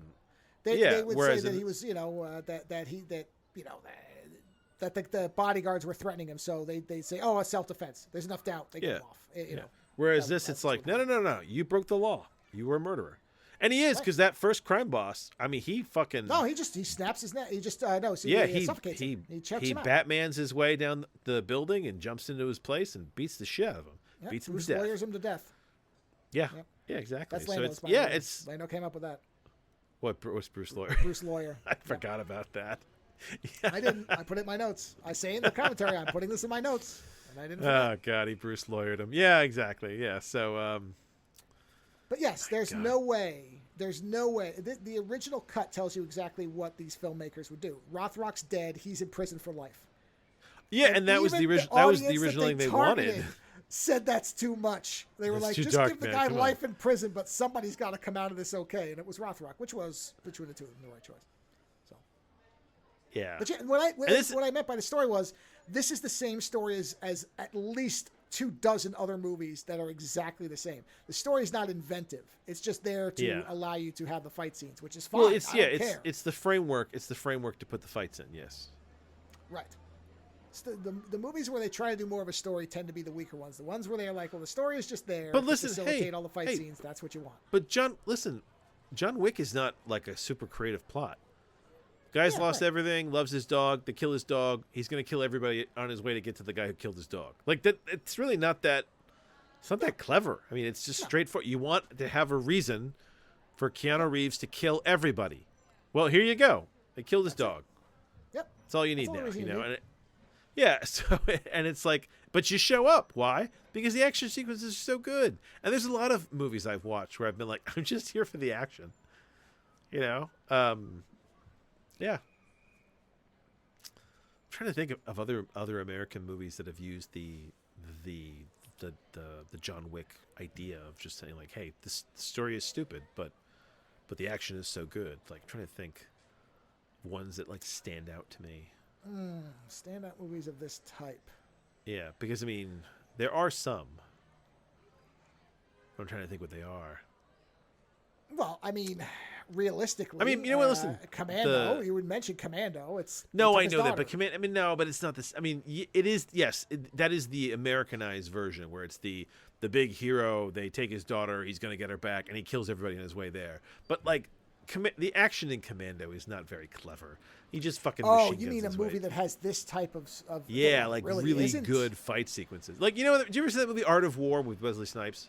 Well, you know what I was just about to say. The only person on par with something like this at the time was like Wesley Snipes. Was because we mentioned there's a guy in the movie that we said if this was made, in America, Snipes would have been this guy. Yeah. And the thing is, Art of War is not a good movie, but there is a sequence in there where he fights. I think he fights Michael Biehn. And they're both, I think it's Michael Biehn, and they're both assassins. And it's done so well. It's like Equilibrium. You know, Equilibrium is just like, it's a play on 1984. Except that, you know, they win in the end, and they have gun fu. But like, you know, but the thing is, it's so much fun. You said like with Snipes, like Blade 3 is not good, but he's still good in it. So, but he's still good. Yeah. I mean, listen, when he's leaving the police station, and he's just kicking the shit out of people, like not caring. You're like, Snipes is great. I love Snipes' Blade. You know? I mean, the American version of this just wasn't as inventive in terms of all the environment. There were action movies, but I mean, really, the Seagal movies, the early Seagal movies had fight scenes that were sort of like this. It was he was the laziest martial artist though, because it was like never legs, all hands. Well, I mean, his equivalent just like to cook hands. Well, or the equivalent to like the woman in this who takes her belt off and uses as a mace. His was putting an 8-ball into a sock and whipping it at people. And that's what I'm saying. Like I talk shit about the Seagal movies, but I fucking love those movies. Like I grew up watching those, and I love those. Ones? Those are they're great. Yeah. Out for Justice, Above the Law, Under Siege. Those are great movies. I don't care. But it's like, they make any sense. You know, Jackie Chan. Is there anyone else who did comedy? Martial arts like that? Sammo Hung is probably the only other person who comes close, and he's not as known. Is he the really? Is he the really? He's the really big guy, right? Yeah, he's the big. Yeah, that was his kind of gimmick. Yes. Yeah. And then he ended up producing a lot of these movies, but he was doing this type of thing. Yes. Because didn't he do movies with Jackie Chan? I thought he did a movie with Jackie Chan. I'm pretty sure he did. I don't know every single thing, but yes, I'm pretty sure that he was a fight choreographer with. Oh no, you know what? Actually, there is somebody who does remind me of Jackie Chan, which is the guy who does Kung Fu Hustle. What's his name?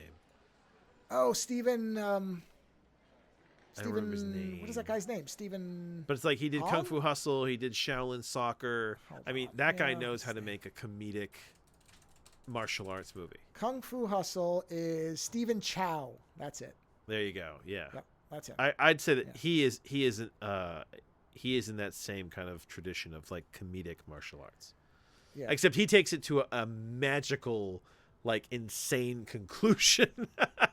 Right. Yeah.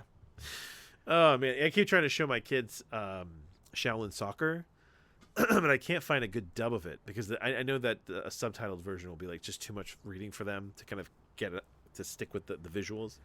Yeah. I want to get a dub version, but I can't find a good dub version to show them. Actually, But I really wanted to show them that movie. Now that you say that thing about Sammo Hung, I remember I thought at one point that if anybody else could have played the Kingpin, it would be him because he moves so quickly for his size. So, like, if you want to do the whole thing where somebody looks big but is amazingly quick and strong. I mean, I like Vincent D'Onofrio. Well, somebody who could kick Daredevil's ass. Yes. Yeah, it would be him. Really, we're going to do it that way and do all the stunt work. He would be able to choreography. He would have.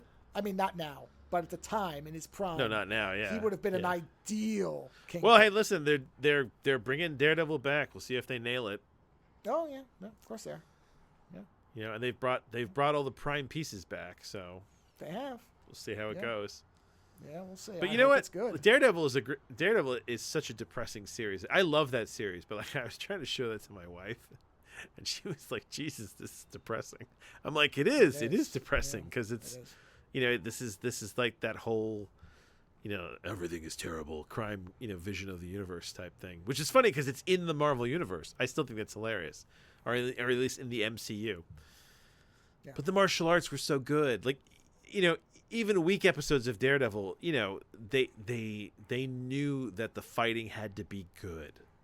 Right. That you'd stay if the fighting was good, you know, and they did it so well that they created the hallway scene. Which, honestly, they didn't create it. They used it. No, but the hallway scene came from the previous. Idea of, what they really did was the single take. Popularized the what looks like a single take of the illusion. It's yes. not. Yeah, but the illusion. It looks like it, and so everybody did. Yeah. Yeah. As far as that's a Jackie Chan scene. Because it's not him half the time, and that's what's clever. No, and that's they are very, very smart and effective at having somebody. You know, he goes in a room and suddenly a different guy is coming out and fighting, but you don't know it. You know, it's very well. Look, it's exceptionally constructed, and it is, and it's beautiful to watch. You could easily have somebody legitimately believe if they didn't think about it, that it was a single scene. If they didn't know how film was made and everything else, if I showed that scene to my mother and said, "Can you believe that guy did all that fighting through that entire time?" She'd be like, "Yeah, he must be in great shape." And that's not because she's a fool. It's because she wouldn't know, you know. No, and to be fair, that guy was in great shape, but, you know, even still, getting that all right in one take. But don't forget, there was a long period of time where two people would fight and nobody was out of breath. That's also something that Daredevil showed that most of the stuff wasn't doing for a while. Oh, the sweaty. Like, people. Like he's almost like the dead panting afterwards. Yeah. Oh, yeah. You never saw that out of anybody, you know, when we were growing up. No action hero ever broke a sweat. It didn't matter if they just gone through 14 walls and thrown a truck across a street. They were all like, "Ready for more, bitch." And that's how they were. You know, it's a different. There was a period of time where action heroes had to be basically flawless shape and never ever either lost or broke a sweat. Well, I told you, this is the whole thing with the Meg, where they go looking for Jason Statham, and they're like, "Oh God, he's become an alcoholic now," and you get there and he's got all these beers, and I just was like, "Yeah, okay, that guy's not an alcoholic, guys." Right, a guy who's drinking beer all day but is in fantastic that guy. shape. Doesn't drink that much beer. That guy doesn't drink beer. Look at him. Yeah. Like. Well, that's what I mean. Though a lot of people won't think of that logic. They just won't. Not because they're dumb. Because there are many movies that have shown you that that's what it is. You know, there's a long period of time where no action hero broke a sweat or ever got hurt, or ever had to reload a gun. There's another thing. Nobody's keeping track of how many rounds out of a revolver are happening. Yeah. And, you know, you got a guy with a 6-chamber revolver and he's firing 80 shots. Never stops. Like, come on, man. Right? Yeah, that's fun. It's just the way it is. It's okay. But that's what. Well, either way, the real big difference with Daredevil is it looked seamless and was expertly done. And he looked like he was about to have a heart attack. Yeah. When he was done. Yeah. So it was, and honestly, I do love the Daredevil, the Netflix Daredevil show. I love all of that, actually. I mean, I know that what's it called? of the weakest of the bunch was probably Iron Fist. Iron Fist. But honestly, I loved the rest of it, and I actually really enjoyed the Defenders. I loved all of that. I'm glad that I got to see that happen. It was great. Yeah. That said, Righting Wrongs is a really good movie. Excellent. It's a lot of fun. The action sequences are phenomenal. If you like Cynthia Rothrock or not, she's still great in it, regardless. And the story is engaging in the fact that if you stop and some of these movies, if you stop and look at the story, you're like, I don't understand what's going on here. And in this movie, the only part that I had an issue with was like how they automatically knew where to find the commissioner at the end. But beyond that, Yes. no, it's a lawyer who gets fed up, who happens to be exceptionally good at martial arts. Also, the police commissioner, who is an expert martial artist and master tacticianer, yet cannot see the underage kid under the table staring right at him. Oh yeah, I mean, listen, there are some visual gaffes in this. What can you do? Yeah, there really are. Yes. But if you're going into this movie looking for perfection, you're going for in the wrong place. Yeah. So This is at a certain some point, type you of don't really movie. care how anything happens. You're just like, okay, I know what this is. Yeah, Got but it. I mean, the sequence where they try to kill him with cars in a parking lot, and he's like jumping over everything and dodging them. That's fantastic. You know, Unbelievable. I have not seen that sequence in another movie. Nope. That and the scaffolding sequence are the ones this movie is particularly known for. And the scaffolding one is just because I think you didn't have a lot of dual female combat at this level happening at the time. Yeah, I don't remember a lot of it. Well, maybe that's not fair to say. Maybe there was, but it was not popularized this way. But yeah, the parking garage sequence, that is, again, when you, and this is what I would tell anybody who watches this thing. Remember, this is 86, I believe. Yeah. No CGI face replacement. Keep an This is eye all- on how yep. often you see the main actors' faces in the stunts. Not always. You will see when they're replaced. We noticed it. And he's also, isn't he also the director? I believe he's the stunt. I don't know if he's specifically the director or the stunt. I don't remember. Hold on. Yeah, but he's putting himself in harm's way. Oh well, he's like Sammo Hung. He is a well-known name for these movies. So yes, he is in the. He's throwing his body, as many of them are. In highly dangerous situations. So that's the thing is, it's easy to not think about that because we're used to the modern, where they can, outside of, again, exceptions. I think I said this in the commentary of Tom Cruise, who's very upfront about, hey, I do the stunts. But most of the time it is, okay, they're swapping faces or they're a lot of editing so that when somebody actually gets thrown into a wall or the car's running over them, they suddenly cut to somebody's back who just happens to have hair that looks like them. In this movie, that's not what happens. There is only one sequence that is glaringly bad, which is when Rothrock jumps off the stairs. Oh, yeah. And that is very clearly a man in a wig, yeah. And there's a similar scene in Yes, Madam where she jumps, there's a jump kick, and it's so obviously not her because she could have broken her back so easily doing it. So they're not going to take that risk.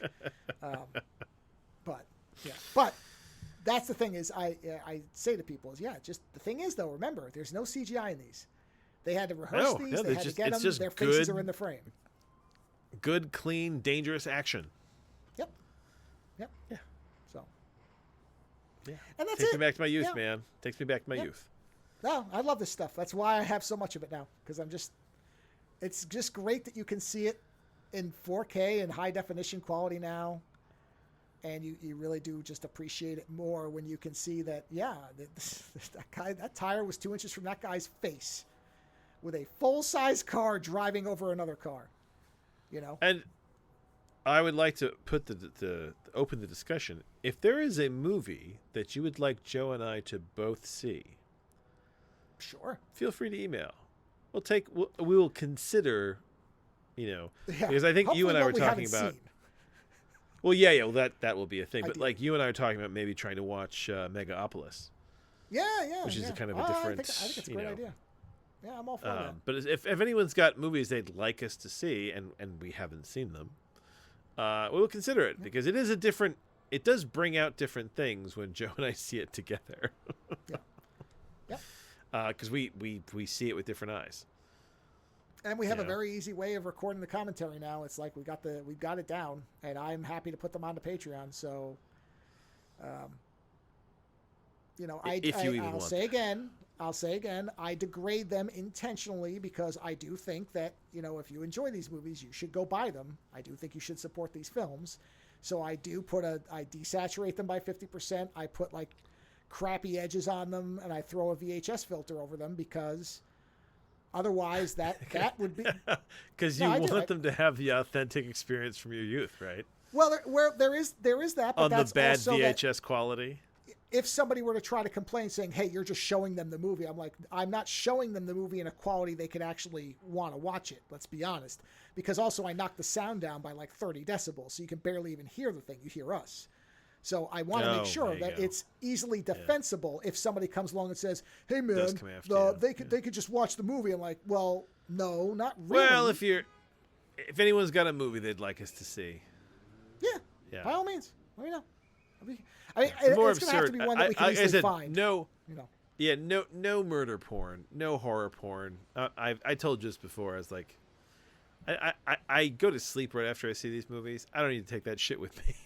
Well, and we've already covered realistically two kind of horror movies that kind of tell you that the level of gore you'll take, which is House of Clocks and it's not, and it's not Revenge of the Living Dead 3. that gore bothers me. Like I actually don't mind gore. It's when it's like gratuitously unnecessary. Yeah, but I don't like that gore. either. I would look. I will research these movies before we're going to watch them, and if it says, if you 'cause like Eli Roth, and I'm like, nope, gone. Thank you. Oh yeah. But I mean, there's a few movies that I threw Joe's way, and he was like, there's a lot of rape in this, and I was like, oh yeah, we don't need to see that. Yeah, that was another one for things me. like So that. if there's a lot of rape in it, I'm not interested. Don't bother. Yeah, I and then don't- if I there's a don't lot of wanna see animal murder is Oh. not going to fly either. Oh, I go to Does the Dog Die on every movie too. Are you kidding? Oh, I'm aware, That's but not I'm just saying. Can, if you can try, guys, it's not going to work because I'm going to check it. I'm going to check I it. still think that you should see the third Guardians of the Galaxy. I think that the animal sequence in that movie makes sense for the story. And they're not like animal pets. They're like talking like Disney characters. I think that you would enjoy that movie. I'm just not in a rush to watch it. I think you'll be sad, but I think you're supposed to be sad because the bad guy did a bad thing. Yeah, well, You know what I mean? When reality gets less sad, I'll go watch it. Till then, I'm going to try to watch Okay. stuff that's more joyous. Thank you. It's my. You know what? It was just funny because I think a lot of that movie is really joyous. I think the scene in that movie where Rocket comes back to life is one of the better scenes like that I've seen, where that demonstrates that they're a family. There's a really great sequence where Rocket is on the table and they're not sure he's going to come back to life, and Star-Lord's there with him and Groot's there with him, and then meanwhile Nebula and Drax are elsewhere. And Nebula and Drax think that they're going to find Star-Lord. They didn't realize Star-Lord already got out, and he's back with all the medical stuff they needed for Rocket. And when they hear Rocket over the intercom and realize that he's okay, the looks on their faces, the relief that goes through them, like it is a genuinely moving scene of this fucked up group of people that have become a family, realizing that one of them have come back. So I think it's not the best of them, but I do think it's very enjoyable. Especially since they don't give you what you want, which is that everyone wants Gamora and Star-Lord to get back together, and the fact they give you Gamora but you don't get her back, I just think that's fantastic the way they did that. Because that's what you want and they don't give it to you. And I don't think the audience should always get what they want. I think sometimes we're better off when we don't get what we want. Sure. Which is why, maybe we should watch Megapolis and see, I'm interested. Yeah. if it's good or if probably it's be the bad next or one. what the fuck it is.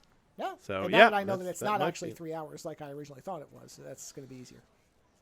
I thought it was like 4 hours long, but that's, Well, let's put it this way. yes, it's going to feel that way. There may be a cut of it that is that, but I don't think it's publicly available yet.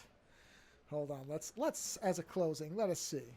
It is shown as 2 hours 18 minutes. Now let me look. Oh God. Alternate version. Have they released? Okay. Have they released the was it the unrated version of Oh God, what is it? Maximum Overdrive? Is that the one with the truck? I'm sure they have. I want that. That's the one that King City would never release, but I want it. Oh, well, in that case, probably not till he dies. Yeah, let's see. Damn it. Hold on. Let's find out. Megalopolis, as far as right now, only has the one cut. All right, here it is. 2 hours. Yeah. Stephen King has mentioned on several occasions the film was heavily cut. He showed the uncut yeah. film to George Romero and was quoted as saying it made Romero sick. Whoa, they have all of the scenes that were cut. Do let's they? See, 3 scenes of somebody being shot by a military vehicle, 3 seconds of the steamroller running over the kid, 3 seconds of the Bible salesman's face falling into his lap. Okay. Whoa. All right, some of this is not anything big. God. 6 seconds of electrical cutting knife slicing off a finger. A few seconds of the pop leaving an imprint on the coach's forehead that expands into a huge bladder on his forehead and blows blood. Wow, it just sounds like they did more. There's gore. just more of the gore. Yeah. Yeah. Oh, so apparently after killing the kid, you also see the steamroller then kill his father. A shot of a half of a chewed up body by the lawnmower in the backyard. Let's see. I feel bad. I feel bad for the special effects guys who kind of went out of their way to create these effects, and then afterwards they're like, "Guys, it's too good. It's too good. We can't use it. It's too good." Let's see. Hold on. Let me look for uncut. Did anybody ever release it? So they haven't put it back together yet.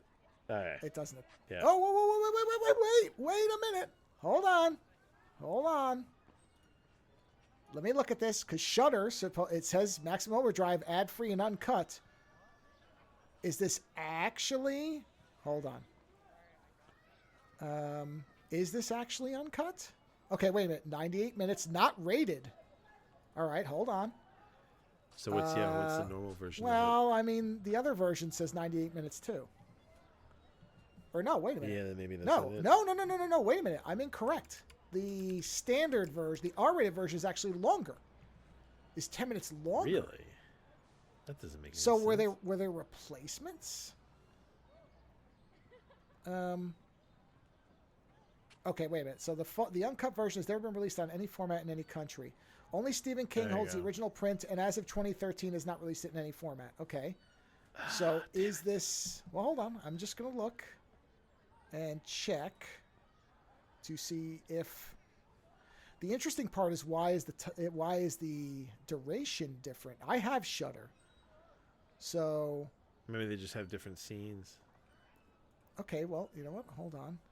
Is the Shudder version of Maximum Overdrive actually uncut? Let's take a look. Does anybody say? All right, here is... Oh, well, here's somebody who has the scenes. Some of them. That's hysterical. Maximum Overdrive is the answer to the question, what if cocaine wrote a movie? That's true. That's true. The uncut version, Arrow, please. Okay. No, I don't think they ever released it. Okay, is this the But either actual way, scene of the kid getting rolled over? Either way, you can continue to look for it, but we should probably bring things to a close. Yeah, we probably should. Well, interesting. I will look into that. I will look into whether they did restore some scenes. They may have. So I will take a look around. But yes, if it is available, then we will watch it. If not, then we will wait until it is. But yeah, how many? Oh, here's somebody who. Yeah, that's what I was going to say. Okay, yeah. So I'll look into it, but it does not appear so. So it will probably be Megalopolis for the next one. So on that note, yeah, I thought Those Beyond the Wall was very good. Righting Wrongs is excellent. Continues to be excellent. And Ground.news I will actually start using because I do like the idea of that. So there we go. Yeah, we really didn't have anything bad this time. There were no negatives of anything. Oh, there was Yeah, tons so of that's negative. There just wasn't negative media. No. But everything that we talked about is stuff that we would tell because we've had some ups and downs lately. So I think this time we were able to say, oh no, everything is worth checking out in one way or another. It may not all be happy stuff. That's okay. So yeah, there you go. So have a wonderful weekend, everybody. And, well, yeah, we're going to watch Megalopolis. Yeah, that will be a hell of a review, because I think even the two of us trying to explain that, based on what I've been told, will be a challenge. So it's probably, honestly, it's probably better that we're both watching it, because it might take the two of us to be able to piece that one together, which I'm all for. But yeah, so in any event, as Lando said, if there are movies that you think we should watch, by all means, send them in. No rape, no animal killing, and no unnecessary gore for gore's sake. If you try to slip it past me, I will figure it out. Don't worry, I will. Even Lando suggested one as he said that I was like, rapey. And well, I didn't know much about it, yeah. No, that's why you have me here. I'll take care of that. And on that note, yeah, have a great weekend, and we will talk to you again next week. Visit OzoneNightmare.com to subscribe to new episodes, browse through our back catalog, or to find links to support the show. Follow @OzoneNightmare on Twitter for the latest episode postings and other show information. If 280 characters just isn't enough, you can always email us, theozonenightmare@gmail.com. The opening theme for the show is provided by Heartbeat Hero. The closing theme is provided by Ogre. Please visit and support these artists using the links in the show notes for each episode.